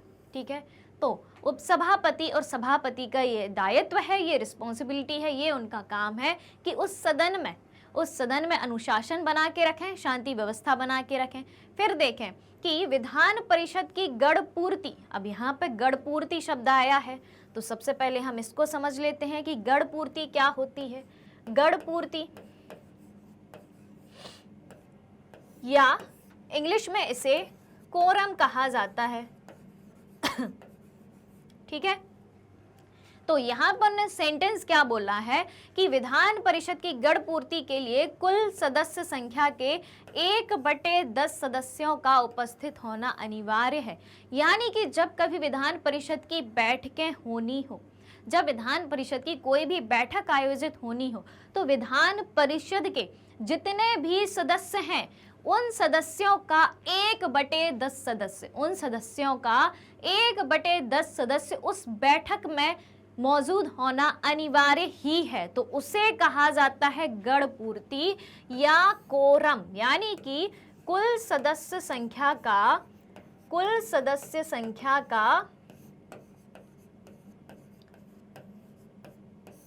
1/10 भाग 1/10 भाग क्या कहलाता है? गण पूर्ति कहलाता है या कोरम कहलाता है। तो विधान परिषद की कोई भी बैठक कब की जा सकेगी? जब उस विधान परिषद के कम से कम 1/10 सदस्य जो है, यानी कि कुल सदस्यों का 10वां भाग जो है मौजूद हो, तभी विधान परिषद की बैठक हो सकती है, जिसे क्या कहा जाता है? गण पूर्ति कहा जाता है। इतनी बात हुई क्लियर? तो बढ़ते हैं आगे। अब विधान परिषद के सदस्य जो है 6 वर्ष के लिए चुने जाते हैं। हम कार्यकाल की बात कर रहे थे कि विधान परिषद का कार्यकाल कितना होता है, तो विधान परिषद के सदस्य जो है 6 वर्ष के लिए चुने जाते हैं तथा ध्यान देना प्रति 2 वर्ष के बाद जो है 1/3 सदस्य सेवानिवृत्त हो जाते हैं। हर 2 साल में विधान परिषद के 1/3 सदस्य जो हैं सेवानिवृत्त हो जाते हैं और विधान परिषद के सदस्य जो है कितने साल के लिए चुने जाते हैं? 6 साल के लिए चुने जाते हैं। ये बात याद रखना। तो जब हर 2 साल में 1/3 सदस्य रिटायर हो जाते हैं, तब नए सदस्य उनकी जगह पर चुन लिए जाते हैं। ठीक है, इतनी बात हुई क्लियर? अब देखें, विधान परिषद भी राज्यसभा के समान एक स्थायी सदन है। बिल्कुल है, इसीलिए तो इसे उच्च सदन भी कहा गया है। तो विधान परिषद भी राज्यसभा के समान एक स्थायी सदन है। स्थायी क्यों है? क्योंकि ये स्थायी रूप से बनी रहती है, और स्थायी सदन इसलिए है क्योंकि ये कभी भी भंग नहीं होती है, बल्कि इसके हर 2 वर्ष में, हर 2 साल में 1/3 सदस्य सेवानिवृत्त हो जाते हैं, रिटायर्ड हो जाते हैं और उनकी जगह नए सदस्य चुन लिए जाते हैं। इतना कंसेप्ट क्लियर हुआ? तो बढ़े आगे। अब चलिए देखते हैं आगे।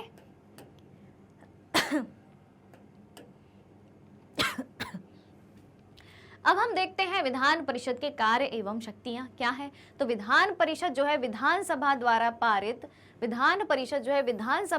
पारित किसी सामान्य विधेयक को अधिक से अधिक 4 महीने तक ही अपने पास रख सकती है। यानी कि कोई विधेयक विधानसभा द्वारा पास किया गया हो तो उसे विधान परिषद अपने पास सिर्फ और सिर्फ 4 महीने तक, यानी कि अधिक से अधिक 4 महीने तक रोक के रख सकती है।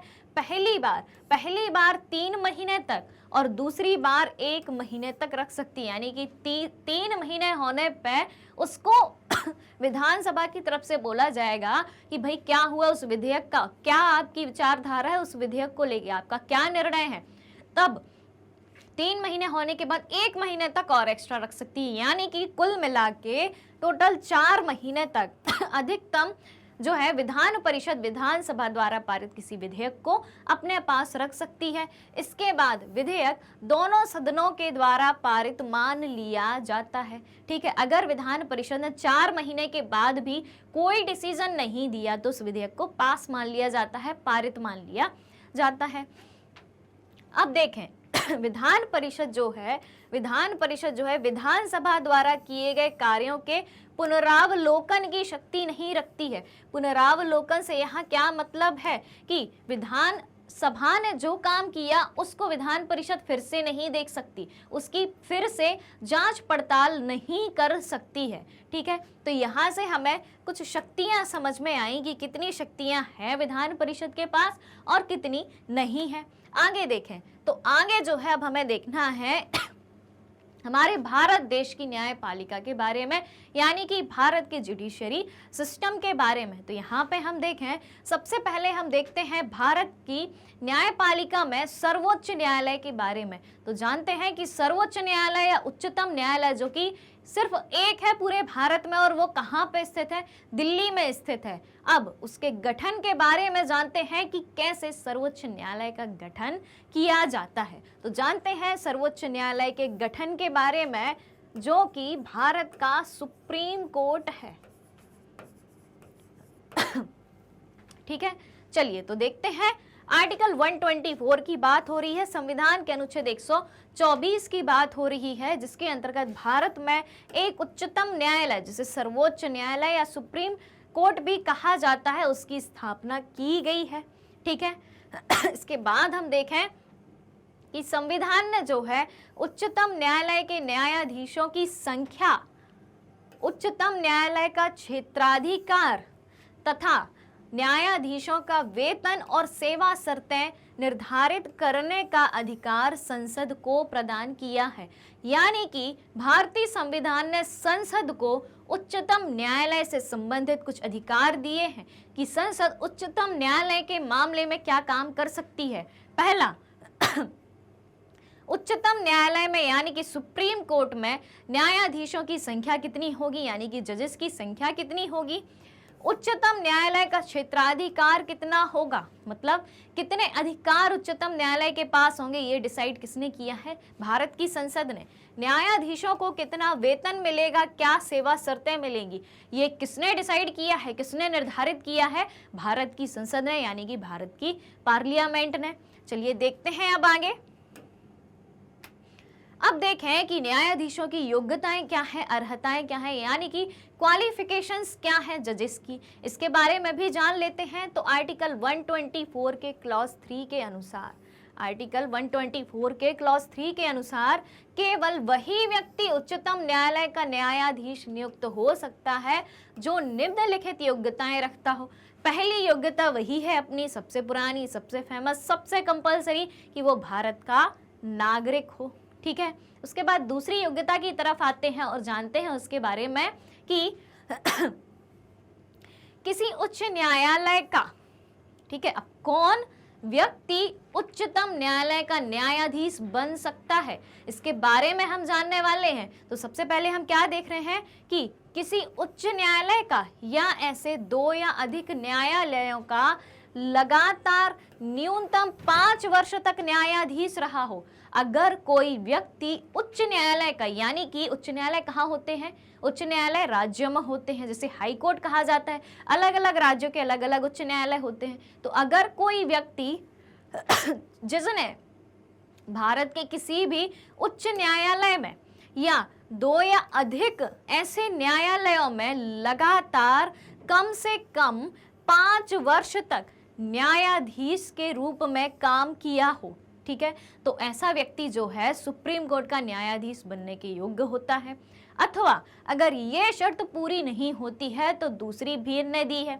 दूसरी कौन सी, अथवा में क्या दिया है कि यदि किसी उच्च न्यायालय का या ऐसे 2 या अधिक न्यायालयों का लगातार न्यूनतम 10 वर्ष तक अधिवक्ता रहा हो, यानी कि कोई व्यक्ति जो उच्चतम न्यायालय का न्यायाधीश बनना चाहता हो, वो अगर किसी उच्च न्यायालय का या ऐसे 2 या अधिक न्यायालयों में लगातार उसने 10 वर्ष तक कम से कम और लगातार कम से कम 10 वर्षों तक अधिवक्ता रहा हो, अधिवक्ता यानी कि एडवोकेट रहा हो, ठीक है, तो ऐसा व्यक्ति जो है उच्चतम न्यायालय का न्यायाधीश बनने की योग्यता रखता है। तीसरी बात करें, अथवा अगर ये शर्त भी पूरी नहीं होती है, ये शर्त भी पूरी नहीं होती है, तो तीसरा ऑप्शन क्या होता है उसके पास, तीसरा ऑप्शन होता है कि राष्ट्रपति की दृष्टि में प्रसिद्ध विधि वेत्ता हो, यानी कि राष्ट्रपति किसी ऐसे व्यक्ति को जानता हो जिसे कानून का बहुत ज़्यादा ज्ञान हो और वो कानून के मामले में बहुत प्रसिद्ध व्यक्ति हो, बहुत ही फेमस व्यक्ति हो। तो ऐसे व्यक्ति, मतलब जो इन 3 में से किसी एक योग्यता को पूरा करते हो, वो व्यक्ति सुप्रीम कोर्ट यानी कि भारत के उच्चतम न्यायालय के न्यायाधीश बनने की योग्यता रखते हैं। तो चलिए देखते हैं आगे। मुख्य न्यायाधीश की नियुक्ति के संबंध में अब बात हो रही है, तो अपॉइंटमेंट ऑफ चीफ जस्टिस, उनकी नियुक्ति कैसे होती है इसके बारे में जानते हैं। तो भारत के राष्ट्रपति को उच्चतम न्यायालय एवं उच्च न्यायालय के न्यायाधीशों की नियुक्ति का अधिकार दिया गया है। तो उच्चतम न्यायालय और उच्च न्यायालय के न्यायाधीशों की नियुक्ति, यानी कि सुप्रीम कोर्ट और हाई कोर्ट जो कि प्रत्येक राज्य में है, तो सुप्रीम कोर्ट और हाई कोर्ट के न्यायाधीशों की नियुक्ति का अधिकार किसके पास है, भारत के राष्ट्रपति के पास है। ठीक है, इतनी बात हुई क्लियर। बढ़ते हैं आगे। अब जानेंगे हम न्यायाधीशों की पदावधि के बारे में, यानी कि टर्म ऑफ ऑफिस। ठीक है, तो उच्चतम न्यायालय का, अब उच्चतम न्यायालय की बात हो रही है यहाँ पे, यानी कि सुप्रीम कोर्ट की बात हो रही है। सुप्रीम कोर्ट की बात हो रही है, तो सुप्रीम कोर्ट का कोई भी न्यायाधीश तब तक पद पर बना रह सकता है जब तक 65 वर्ष की आयु प्राप्त नहीं कर लेता है। मतलब मैक्सिमम जो है 65 वर्ष की आयु तक कोई व्यक्ति सुप्रीम कोर्ट का न्यायाधीश बना रह सकता है, लेकिन लेकिन वह किसी भी समय राष्ट्रपति को संबोधित अपने हस्ताक्षर युक्त पद से अपना पद त्याग कर सकता है। यानी कि जब वो चाहे अपना पद त्याग कर सकता है और अपना त्याग पत्र अपने हस्ताक्षर के साथ, अपना रेजिग्नेशन लेटर अपने सिग्नेचर के साथ भारत के प्रेसिडेंट को दे सकता है। भारत के प्रेसिडेंट को ही क्यों दे रहा है? क्योंकि उसको नियुक्त भी भारत के प्रेसिडेंट ने किया था, तो त्याग पत्र भी किसको देगा? प्रेसिडेंट यानी कि भारत के राष्ट्रपति को देगा। उसके बाद यहाँ पे एक जो है, यहाँ पे 65 वर्ष की आयु बता दी कि 65 वर्ष की आयु तक बने रह सकते हैं, लेकिन अगर वो अपना त्याग पत्र खुद से देना चाहें तो वो राष्ट्रपति को देके अपने पद से हट सकते हैं।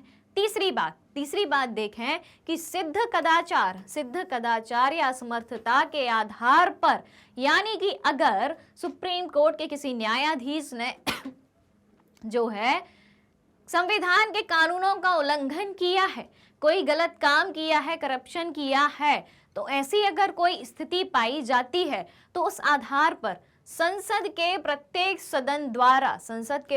सदन यानी कि लोकसभा और राज्यसभा के द्वारा विशेष बहुमत अर्थात उस सदन की कुल सदस्य संख्या के बहुमत और उपस्थित एवं मतदान में भाग लेने वाले 2/3 सदस्यों के बहुमत से पारित समावेदन पर राष्ट्रपति द्वारा पद से हटाया जा सकेगा। यानी कि कभी एक ऐसी स्थिति भी पैदा होती है जब ये पाया जाता है कि सुप्रीम कोर्ट के न्यायाधीश जो खुद न्याय करते हैं उनने ही कोई गलती करी है, उनने ही कोई करप्शन किया है या संविधान के नियमों का पालन नहीं किया है, उनके विरुद्ध जाके कोई काम किया है, तो संसद के दोनों सदन लोकसभा और राज्यसभा द्वारा पारित विशेष बहुमत के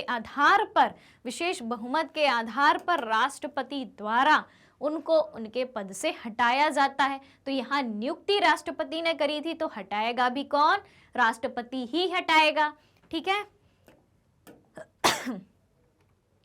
अब बात करें शपथ और प्रतिज्ञान की, यानी कि न्यायाधीश के, उच्चतम न्यायालय के न्यायाधीश की शपथ की बात करें, ओथ और अफर्मेशन की बात करें, तो न्यायाधीश जो है अपना कार्य प्रारंभ करने से पहले राष्ट्रपति अथवा राष्ट्रपति द्वारा नियुक्त किसी व्यक्ति के समक्ष संविधान की 3री अनुसूची में निर्धारित प्रारूप के अनुसार शपथ ग्रहण करता है। किसके सामने लेता है? राष्ट्रपति द्वारा या राष्ट्रपति द्वारा नियुक्त किसी व्यक्ति के सामने सुप्रीम कोर्ट के यानी कि उच्चतम न्यायालय के न्यायाधीश जो हैं अपने पद की शपथ लेते हैं। शपथ का वर्णन किसमें है? भारतीय संविधान की 12 अनुसूचियों में से 3री अनुसूची में है। ये बात हो गई शपथ की। अब शपथ में क्या बातें वो बोलते हैं, किन बातों की शपथ लेते हैं, उनको भी एक बार देख लेते हैं।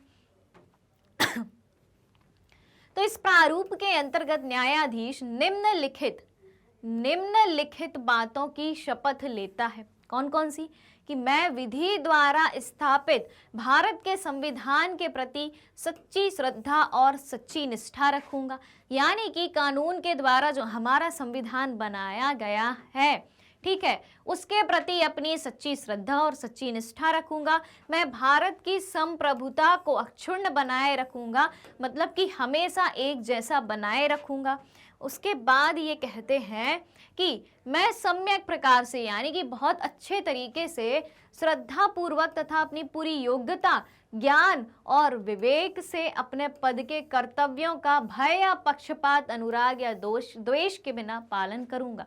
यानी कि जो भी इनकी ड्यूटीज हैं वो बिना किसी के बहकावे में आके कानून के अनुसार ही सारे नियमों का पालन करके सारी ड्यूटीज या सारे कर्तव्यों को ये पालन करेंगे। ठीक है। और ये जो है संविधान और विधियों की मर्यादा बना के भी रखेंगे, यानी कि जो संविधान है और जितने भी कानून हैं उनकी मर्यादा को बना के रखेंगे। तो इन सारी बातों की भारत के जो भी न्यायाधीश हैं वो राष्ट्रपति के सामने अपने पद की शपथ लेते हैं। इतनी बातें क्लियर हुई। चलिए देखते हैं आगे। अब हम बात करते हैं उच्चतम न्यायालय के स्थान की, कि उच्चतम न्यायालय यानी कि भारत का सुप्रीम कोर्ट, सर्वोच्च न्यायालय कहाँ होता है। तो उच्चतम न्यायालय का स्थान जो है, संविधान ने उच्चतम न्यायालय का स्थान दिल्ली घोषित किया है। बिल्कुल, हमारा सर्वोच्च न्यायालय यानी कि सुप्रीम कोर्ट कहाँ पे स्थित है, दिल्ली में स्थित है। साथ ही मुख्य न्यायाधीश को यह अधिकार है कि उच्चतम न्यायालय का स्थान कहीं और स्थानांतरित कर सकता है, यानी कि मुख्य न्यायाधीश जो चीफ जस्टिस ऑफ इंडिया है, सीजेआई है, उसको ये अधिकार है कि वो चाहे तो कहीं और दूसरी जगह भी उच्चतम न्यायालय यानी कि सुप्रीम कोर्ट का स्थान जो है परिवर्तित कर सकता है, स्थानांतरित कर सकता है, ट्रांसफर कर सकता है। परंतु ऐसा निर्णय खुद से अकेले नहीं लेगा, परंतु ऐसा निर्णय जो है राष्ट्रपति की पूर्व अनुमति के बाद ही ले सकता है। ठीक है। और दूसरी बात कही गई है कि यह व्यवस्था वैकल्पिक है, ना कि अनिवार्य है। ऐसा कंपलसरी नहीं है कि चेंज करे ही, ऑप्शन है आपके सामने कि अगर कभी परिस्थिति बनती है तो भारत का मुख्य न्यायाधीश जो है राष्ट्रपति की पूर्व अनुमति से सर्वोच्च न्यायालय का स्थान यानी कि सुप्रीम कोर्ट की जगह कहीं और भी स्थानांतरित कर सकता है, ट्रांसफर कर सकता है। ठीक है। चलिए अब हमें देखना है सर्वोच्च न्यायालय का क्षेत्राधिकार और शक्तियां की। सर्वोच्च न्यायालय के पास कितनी शक्तियां हैं, क्या इनका क्षेत्राधिकार है, यानी कि powers and jurisdiction of supreme court. तो सबसे पहले हम जानेंगे मूल अथवा आरंभिक अधिकारिता के बारे में, ओरिजिनल ज्यूरिसडिक्शन के बारे में जानेंगे। तो यहाँ पे आप देख रहे हैं मूल अधिकार, मूल अथवा आरंभिक अधिकारिता के बारे में कि किस तरीके से जो है सर्वोच्च न्यायालय को आरंभिक अधिकारिता यानी कि ओरिजिनल ज्यूरिसडिक्शन प्राप्त है। तो चलिए देखते हैं। तो सबसे पहले हम देख लेते हैं कि इसका मतलब क्या होता है।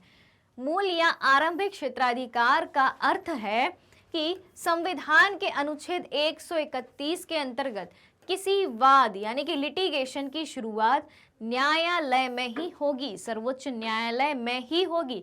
अब मूल अधिकारिता के अंतर्गत कौन कौन से विवाद आते हैं जो कि सर्वोच्च न्यायालय ही उनकी सुनवाई कर सकता है। तो मूल अधिकारिता या ओरिजिनल ज्यूरिसडिक्शन के अंतर्गत 3 मामले आते हैं। उन 3 मामलों की सुनवाई जो है सिर्फ और सिर्फ सुप्रीम कोर्ट ही कर सकता है। वो 3 मामले कौन कौन से हैं? पहला विवाद या पहला मामला देखते हैं हम। तो पहला विवाद है कि ऐसे विवाद जिनमें एक तरफ भारत सरकार हो, एक तरफ भारत सरकार हो, कौन हो? एक तरफ आपकी भारत सरकार है। ठीक है। एक तरफ कौन है? एक तरफ आपकी भारत सरकार है और दूसरी तरफ एक या एक से अधिक राज्यों की सरकारें हों। एक तरफ है भारत सरकार और दूसरी तरफ है एक या अधिक राज्यों की सरकार। लिख देते हैं यहाँ पे राज्यों की सरकार। राज्यों की सरकार लिखने से कई सारे राज्य इसमें आ जाएंगे, यानी कि ये कई सारे राज्य हैं। ठीक है। एक से ज्यादा राज्य, कितने भी राज्य। तो जब ऐसा कोई विवाद हो जो भारत सरकार के बीच में और एक या अधिक राज्यों की सरकारों के बीच में अगर कोई विवाद हो तो ऐसे विवादों का समाधान कौन करता है? भारत का सर्वोच्च न्यायालय। ये उसका कौन सा अधिकार है? ओरिजिनल ज्यूरिसडिक्शन है या मूल अधिकारिता के अंतर्गत आता है। चलिए आगे देखें। दूसरा विवाद ऐसे विवाद जिनमें एक तरफ एक या एकाधिक राज्य हो तथा दूसरी तरफ भी एक या अधिक राज्य हो। ऐसे विवाद जिनमें एक तरफ भी कई सारे राज्य हों और दूसरी तरफ भी कई सारे राज्य हों। ठीक है। एक तरफ राज्य है, दूसरी तरफ भी राज्य है, कई सारे राज्य हों, तो इनके बीच के विवादों का समाधान कौन करेगा? भारत का सुप्रीम कोर्ट करेगा। तीसरा विवाद देखें तो तीसरे विवाद में जिनमें एक और भारत सरकार, एक और भारत सरकार, कौन, एक और भारत सरकार हो प्लस एक या अधिक राज्य, भारत सरकार के साथ राज्य भी हो, और दूसरी तरफ एक से ज्यादा राज्य हो, तो ऐसे विवादों का समाधान भी कौन करेगा, कौन करेगा, भारत का सुप्रीम कोर्ट करेगा। तो 3 विवादों का समाधान जो है किसके पास जाएगा, 3 विवाद किसके पास जाएंगे समाधान के लिए, भारत के सुप्रीम कोर्ट के पास जाएंगे। आगे देखें अपीलीय अधिकारिता, अपीलीय अधिकारिता या अपीलिएट ज्यूरिसडिक्शन की बात करें तो सर्वोच्च न्यायालय जो है सिविल तथा आपराधिक मामले यानी कि सिविल और क्रिमिनल मामले जो है सभी तरह के मामलों में अपील का अंतिम न्यायालय है। यानी कि जब आपको कहीं भी न्याय नहीं मिलता है, कहीं भी जस्टिस नहीं मिलता है, तो अंत में आप सुप्रीम कोर्ट के पास जाके उस मामले को लेके अपील कर सकते हैं। अब एक और अधिकार है सुप्रीम कोर्ट के पास, वो है कि वो राष्ट्रपति को परामर्श यानी कि कंसल्टेशन के रूप में भी काम करता है आर्टिकल 143 के तहत। यानी कि अगर जब राष्ट्रपति को लगता है कि उसे भी सलाह मशवरा की जरूरत है तो आर्टिकल 143 के तहत जो है राष्ट्रपति सुप्रीम कोर्ट के मुख्य न्यायाधीश से, सर्वोच्च न्यायालय से जो है सलाह मांग सकता है। लेकिन उस सलाह को मानने के लिए कंपलसरी नहीं है कि राष्ट्रपति माने ही, लेकिन ऐसे मामलों में अगर लगता है कुछ मामलों में तो राष्ट्रपति सलाह ले सकता है और सुप्रीम कोर्ट उनको सलाह या एडवाइस दे सकता है। तो फटाफट से इतने पॉइंट जो हैं आप नोट कर लीजिए, एक बार फिर से रीड कर लीजिए, फिर हम बढ़ते हैं धीरे धीरे आगे की तरफ। तो चलिए इतना सभी आप सभी ने नोट कर लिया होगा, एक बार रीड भी कर लिया होगा, तो बढ़ते हैं अब आगे और जानते हैं हम अपने देश की न्यायपालिका के बारे में। तो अगला अधिकार जो है सुप्रीम कोर्ट का वो है रिट अधिकारिता या रिट ज्यूरिसडिक्शन है। कैसे है वो जान लेते हैं। तो संविधान के अनुच्छेद 32 में आर्टिकल 32 में जो है सर्वोच्च न्यायालय को रिट अधिकारिता दी गई है। क्या है रिट अधिकारिता के अंतर्गत, जिसके तहत उसे नागरिकों के मूल अधिकारों की रक्षा के लिए 5 प्रसिद्ध रिटें यानी कि कुछ ऐसी रिट हैं, कुछ ऐसी पिटीशन है जिनसे नागरिकों के मूल अधिकार, मौलिक अधिकारों की रक्षा हो सकती है। मौलिक अधिकारों के बारे में तो आप सभी जानते हैं, हमें 6 मौलिक अधिकार संविधान के द्वारा दिए गए हैं। तो उन 6 मौलिक अधिकारों की रक्षा इन 5 रिट के जरिए हो सकती है। और कौन करता है, भारत का सुप्रीम कोर्ट करता है। तो अब देखें कि वो 5 रिट कौन सी हैं, वो 5 पिटिशंस कौन कौन सी हैं। बंदी प्रत्यक्षीकरण 1, दूसरी है परमादेश 2, तीसरी है उत्प्रेषण 3 और चौथी है अधिकार प्रक्षा 4 और आखिरी जो है एक मिनट, तीसरी अपनी एक छूट गई थी, वो है प्रतिषेध। तो एक है आपकी प्रत्यक्षीकरण, फिर परमादेश, फिर प्रतिषेध, फिर उत्प्रेषण, अधिकार प्रक्षा।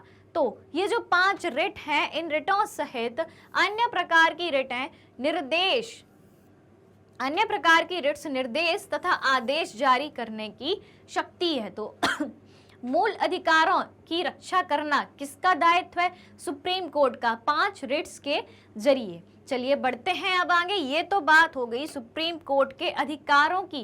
अब हम आते हैं अपने राज्यों के हाई कोर्ट्स पर, यानी कि उच्च न्यायालयों की बात करें तो क्या होता है उच्च न्यायालय। हम देखें कि भारत की एकीकृत न्यायिक व्यवस्था के पदानुक्रमिक सोपान में उच्च न्यायालय जो है उच्चतम न्यायालय से नीचे है। तो सबसे ऊपर क्या आता है, उच्चतम न्यायालय आता है, ठीक है। कौन आता है, उच्चतम न्यायालय आता है। उसके नीचे आता है उच्च न्यायालय और उच्च न्यायालय के नीचे जो भी इसके अधीनस्थ न्यायालय हैं, जिलों में जितने न्यायालय हैं वो सब आते हैं। तो ये बात अपन को समझ में आ गई। तो उच्च न्यायालय जो है किस स्तर पर होते हैं, राज्य के स्तर पर होते हैं। तो राज्य के न्यायिक व्यवस्था में उच्च न्यायालय या हाई कोर्ट की स्थिति कहाँ पे है, टॉप पे है, शीर्ष पे है। उच्च न्यायालय की स्थिति राज्य में शीर्ष पर है और उच्च न्यायालय के ऊपर देश का सर्वोच्च न्यायालय है। उसके बाद देखें तो भारत में उच्च न्यायालय का गठन सबसे पहले कब हुआ जानते हैं ये? तो भारत में उच्च न्यायालय का जो गठन है सबसे पहले 1862 में हुआ था। कहाँ हुआ था? कलकत्ता, बंबई और मद्रास में, 3 जगह जो है भारत में सबसे पहले 1862 में उच्च न्यायालय का गठन हुआ था और 1966 में चौथे उच्च न्यायालय की स्थापना कहाँ हुई थी? इलाहाबाद में हुई थी। इतनी बात हुई क्लियर। तो इसके पश्चात जो है ब्रिटिश भारत में अधिकांश प्रांतों में अपना उच्च न्यायालय स्थापित किया गया था। जब ब्रिटिश भारत था, ये ब्रिटिश भारत की ही बात हो रही है, 1862, 1868, जब तक 1866 तक 4 उच्च न्यायालय स्थापित किए जा चुके थे। और जब तक आज़ादी मिली उसके पहले तक कई जगह उच्च न्यायालय जो है स्थापित किए जा चुके थे। तो 1950 में, वर्ष 1950 के बाद जो है प्रांतीय उच्च न्यायालयों को ही राज्य के उच्च न्यायालय का नाम दे दिया गया था। पहले इन्हें क्या कहा जाता था? प्रांतीय उच्च न्यायालय। फिर बाद में आज़ादी के बाद 1950 में जब संविधान बनके तैयार हुआ तब इन्हीं प्रांतीय उच्च न्यायालय को हाई कोर्ट या राज्य के हाई कोर्ट या राज्य के उच्च न्यायालय के रूप में जाना जाने लगा। बढ़ते हैं आगे।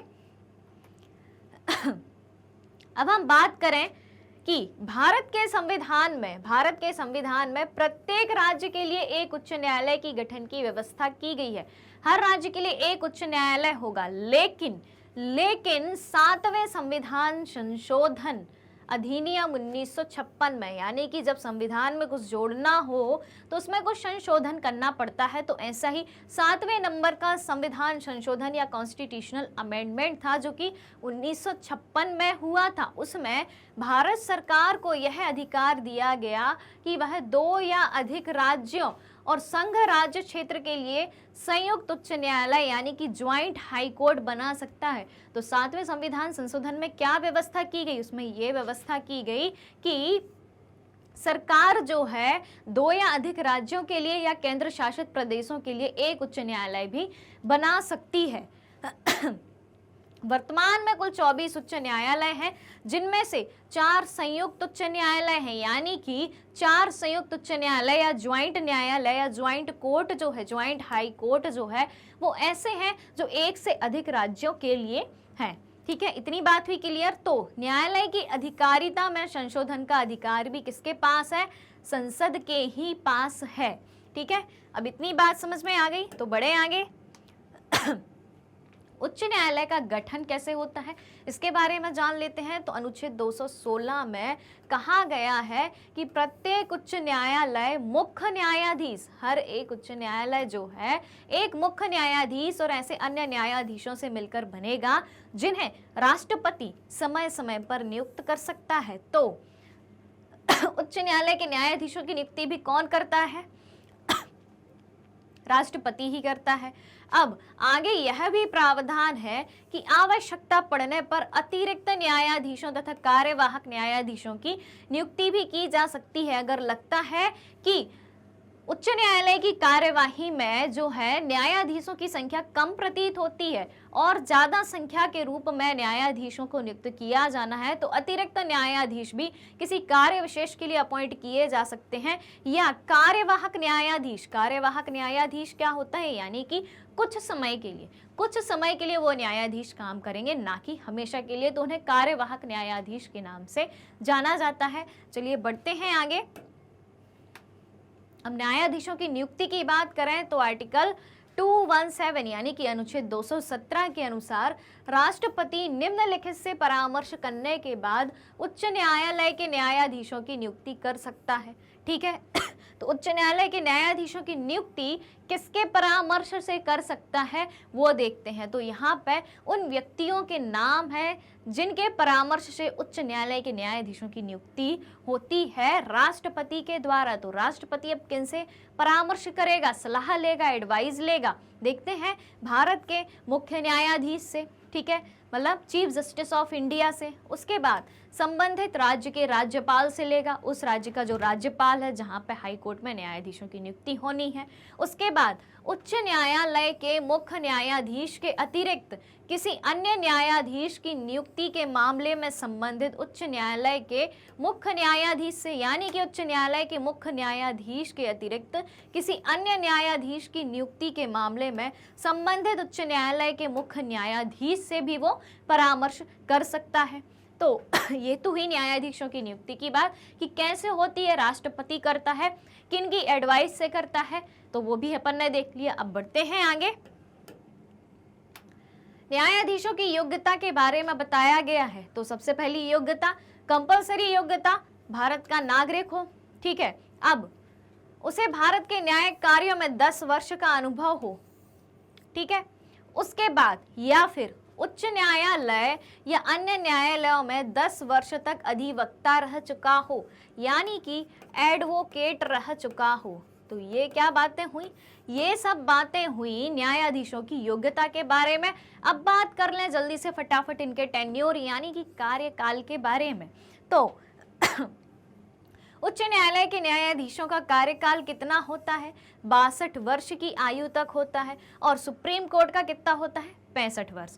यहाँ पे हम हाई कोर्ट की बात कर रहे हैं, उच्च न्यायालय की बात कर रहे हैं, तो यहाँ पे न्यायाधीशों की आयु 62 वर्ष की अलग अगर हो जाती है तो उनको उनके पद से हटा दिया जाता है। इससे पहले भी वो अपना पद जो है छोड़ सकते हैं। कैसे, राष्ट्रपति को त्याग पत्र भेजकर, क्योंकि नियुक्ति कौन कर रहा है, राष्ट्रपति। तो त्याग पत्र किनको देंगे, रेजिग्नेशन लेटर किसको देंगे, राष्ट्रपति को ही देंगे।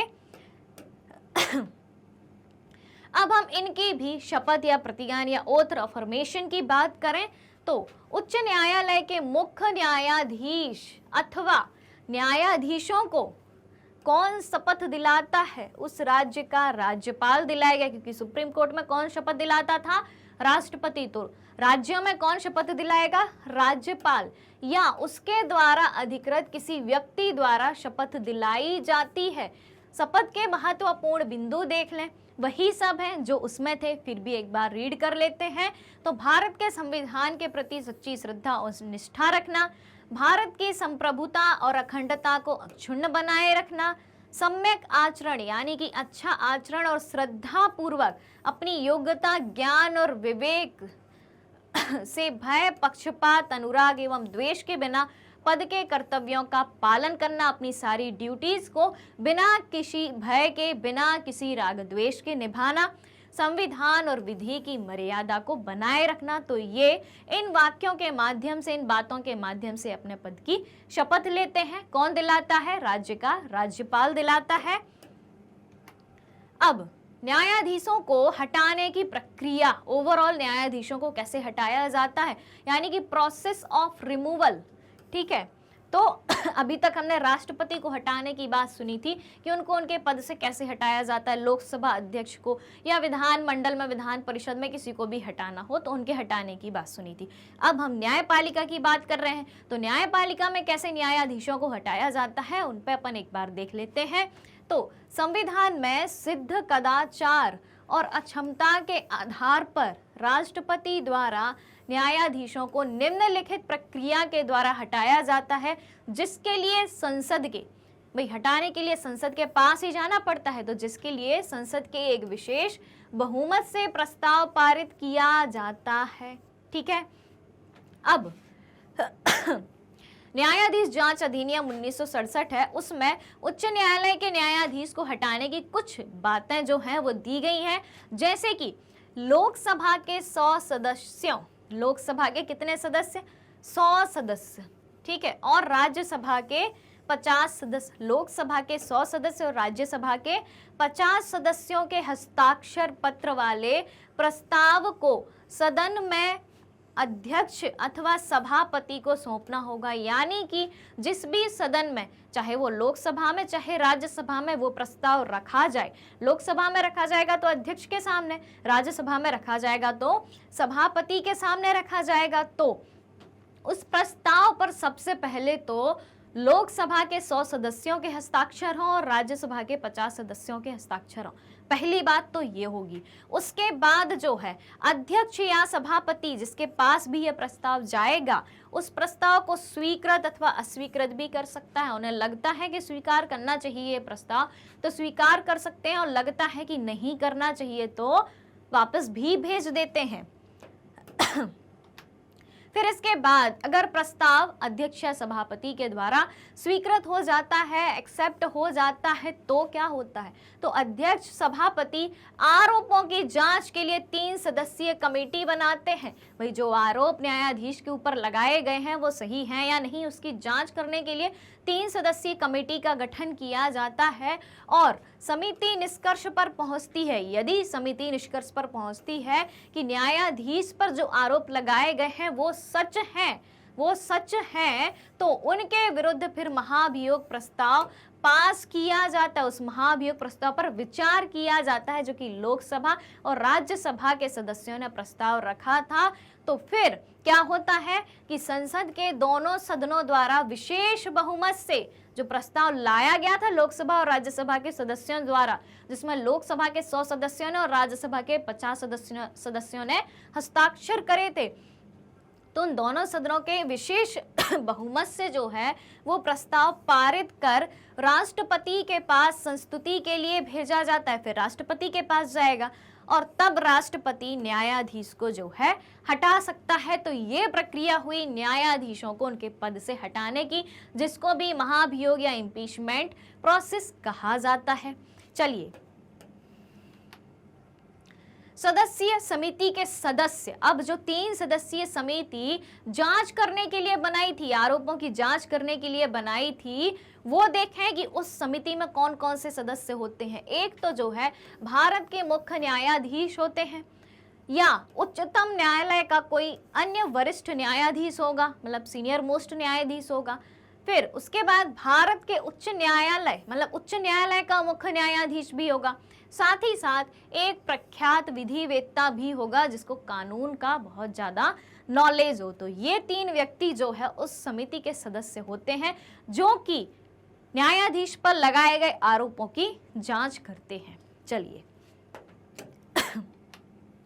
अब वेतन व भत्ते यानी कि सैलरी की बात करें कि कितने कितने मिलते हैं, तो उच्च न्यायालय के न्यायाधीश के वेतन व भत्तों को संसद द्वारा निर्धारित किया जाता है। इनमें न्यायाधीशों के कार्यकाल के दौरान अलाभकारी परिवर्तन नहीं किया जाता, यानी कि जितने समय तक न्यायाधीशों का कार्यकाल होता है उतने समय तक उनको उसी मात्रा में वेतन भत्ते, सैलरी, अलाउंस सब कुछ मिलता रहता है, बीच में कोई भी कटौती नहीं की जाती है। अपवाद है वित्तीय आपातकाल, यानी कि अगर देश में फाइनेंशियल इमरजेंसी लगी है या किसी राज्य में फाइनेंशियल इमरजेंसी लगी है, तब इनके वेतन में कटौती की जा सकती है। अब देखें तो उच्च न्यायालय के मुख्य न्यायाधीश का वेतन कितना है, 2.5 लाख रुपए दिए जाते हैं पर मंथ, और अन्य न्यायाधीशों को जो है 2,25,000 यानी कि 25,000 कम दिए जाते हैं, ठीक है, पर मंथ दिया जाता है। इसके अतिरिक्त उन्हें सरकारी भत्ता निःशुल्क, सरकारी भत्ते में क्या क्या चीजें शामिल हैं, अलाउंस में क्या क्या शामिल है, निःशुल्क सरकारी आवास, चिकित्सा, वाहन, टेलीफोन जैसी सुविधाएं प्रदान की जाती हैं। और रिटायर यानी कि सेवानिवृत्त होने के बाद मुख्य न्यायाधीश और अन्य न्यायाधीश उनके द्वारा आहरित अंतिम माह के 50% प्रतिमाह पेंशन पाने के हकदार हैं, यानी कि जब वो रिटायर हो रहे हैं तो आखिरी महीने में जितनी सैलरी उनको मिलती है उसका 50% उनको हमेशा पूरी जिंदगी भर 50% पेंशन के रूप में दिया जाता है। तो ये तो बात हो गई इनके वेतन भत्ते, सैलरी, अलाउंस के बारे में। अब बात करें न्यायाधीशों के स्थानांतरण के बारे में, यानी कि ट्रांसफर ऑफ जजेस। भारत के मुख्य न्यायाधीश से परामर्श के बाद जो है राष्ट्रपति एक न्यायाधीश का स्थानांतरण एक उच्च न्यायालय से दूसरे उच्च न्यायालय में कर सकता है। कैसे? अगर इनका ट्रांसफर होना हो, किनका, उच्च न्यायालय के न्यायाधीशों का, तो करता कौन है? राष्ट्रपति। लेकिन एडवाइस किसकी लेगा? भारत के मुख्य न्यायाधीश से परामर्श करेगा, यानी उनकी एडवाइस लेगा। और जब उनका ट्रांसफर हो जाएगा तो स्थानांतरण के पश्चात वह वेतन के अतिरिक्त ऐसे प्रतिपूरक भत्तों के हकदार हैं जो संसद द्वारा निर्धारित किए गए हैं, यानी कि जिस जगह उनका ट्रांसफर हुआ है तो उस जगह जैसी भी परिस्थितियां होती हैं, जितना खर्चा होता है उस हिसाब से उन्हें अलाउंस दिया जाता है, जिसका निर्धारण कौन करता है? भारत की संसद यानी कि पार्लियामेंट करती है। ये बात हो गई इनके स्थानांतरण के बारे में।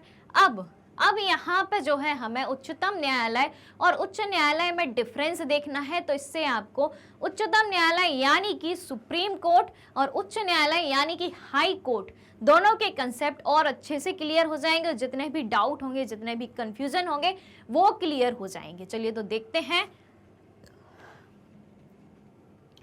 बात करें सबसे पहले उच्चतम न्यायालय यानी कि सुप्रीम कोर्ट की,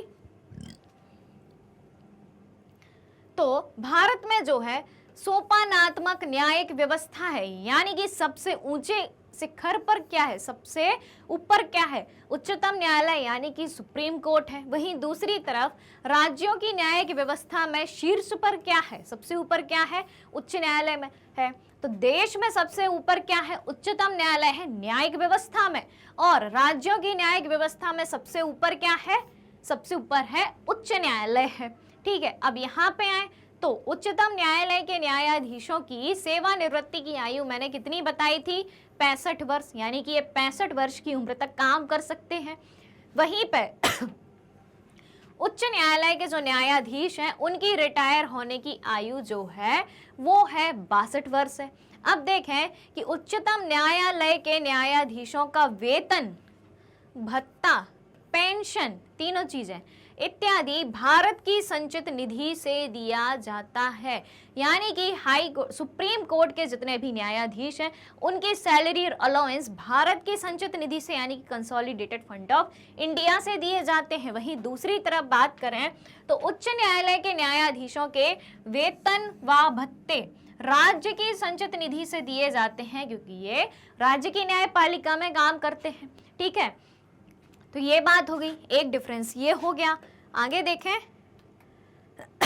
चौथा अंतर है उच्चतम न्यायालय के बारे में बात करें तो उच्चतम न्यायालय के न्यायाधीश को संसद द्वारा पारित महाभियोग प्रस्ताव के आधार पर राष्ट्रपति द्वारा हटाया जा सकता है। राष्ट्रपति हटाता है किसके द्वारा? महाभियोग के द्वारा। यहाँ पे बात करें तो उच्च न्यायालय के न्यायाधीश को भी राष्ट्रपति द्वारा ही हटाया जाता है, और हटाए जाने की प्रक्रिया इन्हीं के जैसी होती है। ठीक है, ये बात क्लियर हुई। आगे बढ़े, उच्चतम न्यायालय के पास सलाहकारी शक्ति, विशेष अनुमति से अपील और संघीय विवाद के निर्धारण की शक्तियां है। ये बात हो गई उच्चतम न्यायालय की शक्तियों की। अब बात करें इधर की, तो उच्च न्यायालय के पास ऐसी कोई भी शक्ति अथवा अधिकारिता नहीं होती है जिस तरीके की उच्चतम न्यायालय के पास होती है। आगे देखें, छठवां अंतर देखें तो उच्चतम न्यायालय को अधीक्षण की शक्ति नहीं है, इंस्पेक्शन की कोई शक्ति नहीं है। वहीं दूसरी तरफ उच्च न्यायालयों को जो है अपने अधीनस्थ न्यायालयों के अधीक्षण की शक्ति है। उच्चतम न्यायालय सुप्रीम कोर्ट को इंस्पेक्शन की, मतलब अपने से नीचे के कोर्ट के इंस्पेक्शन की शक्ति नहीं है, लेकिन उच्च न्यायालयों को यानी कि राज्यों के हाई कोर्ट को जो है अधीनस्थ न्यायालय, मतलब कि उच्च न्यायालय हाई कोर्ट के नीचे के जो न्यायालय हैं, जो भी कोर्ट हैं, उनके इंस्पेक्शन या उनके अधीक्षण की शक्ति प्राप्त है। तो इसमें हमने क्या देखा? इसमें हमने उच्चतम न्यायालय यानी कि सुप्रीम कोर्ट और भारत के राज्यों के उच्च न्यायालय यानी कि हाई कोर्ट के बीच के अंतर को जाना। चलिए बढ़ते हैं आगे। और दो अंतर और हैं। तो अनुच्छेद 32 के तहत जारी की जाने वाली रिट जो है, अभी अपन ने 5 तरीके की रिट देखी थी, वो संपूर्ण भारत में मान्य होती हैं। वहीं दूसरी तरफ अनुच्छेद 226 के तहत जो रिट जारी की गई है वो सिर्फ उच्च न्यायालय के न्यायिक क्षेत्र के अंतर्गत मान्य होगी। यानी कि उच्चतम न्यायालय के पास जो रिट अधिकारिता है वो पूरे भारत में लागू होगी, लेकिन जो रिट अधिकारिता उच्च न्यायालय यानी कि हाई कोर्ट के पास है वो उस उच्च न्यायालय से संबंधित राज्य के क्षेत्र के अंदर ही लागू होगी। आखिरी अंतर देखते हैं कि उच्चतम न्यायालय की रिट अधिकारिता जो है स्वयं में एक मूल अधिकार है, बिल्कुल है, आर्टिकल 32 एक स्वयं में मूल अधिकार है, जबकि उच्च न्यायालय की रिट अधिकारिता किसी भी व्यक्ति का मूल अधिकार नहीं है, वो मूल अधिकार की कैटेगरी में नहीं आता है। तो इस तरीके से जो है हमने सुप्रीम कोर्ट और हाई कोर्ट के बीच के 8 डिफरेंस को देखा। तो इसके माध्यम से जो है आपके सारे डाउट्स जो उच्चतम न्यायालय और उच्च न्यायालय के बीच के हैं वो सारे आपके क्लियर हो चुके होंगे। ठीक है, तो आज का जो सेशन है वन शॉट रिवीजन का पार्ट 2 है वो यहीं पे खत्म होता है और इसी के साथ हमने संस्थाओं के कामकाज को बहुत अच्छे से समझा। अगर आपको फिर से कहीं कंफ्यूजन है तो आप कमेंट करके पूछ सकते हैं, साथ ही साथ अपने पुराने वीडियोस को एक बार फिर से देख सकते हैं, उन वीडियोस का एक बार फिर से रिवीजन कर सकते हैं, खुद के हैंड रिटन नोट्स भी बना सकते हैं। और अगर आप मैग्नेट ब्रेन से ई नोट्स और ई बुक्स चाहते हैं तो यहाँ जो डिस्क्रिप्शन बॉक्स में जो नीचे लिंक दी गई है यहाँ से आप अवेल कर सकते हैं। साथ ही साथ पुराने सेशन और आने वाले नए सेशन को देखने के लिए आपको कहाँ पे जुड़ा रहना पड़ेगा, आपको जो है हमारे यूट्यूब चैनल, वेबसाइट और एप्लीकेशन तीनों से आप जुड़ सकते हैं। सारे सेशन जो है तीनों जगह उपलब्ध हैं। साथ ही साथ मैग्नेट ब्रेन्स प्रोवाइड कराता है आपको ये सारे टॉप कोर्सेस और दोनों मीडियम में यानी कि हिंदी और इंग्लिश मीडियम में। तो आपको क्या करना है, आपको जो है हमारे आज के सेशन को ज़्यादा से ज़्यादा लाइक करना है, शेयर करना है और चैनल को सब्सक्राइब करना है। उम्मीद है कि आपको ये संस्थाओं का कामकाज का जो वन शॉट रिवीजन है जो 2 पार्ट में किया गया है वो पसंद आया होगा, आपके रिवीजन में बहुत हेल्पफुल होगा। तो बने रहिए, मैग्नेट ब्रेन्स के साथ जुड़े रहिए, हंसते रहिए, पढ़ते रहिए, मुस्कुराते रहिए। Thank you so much.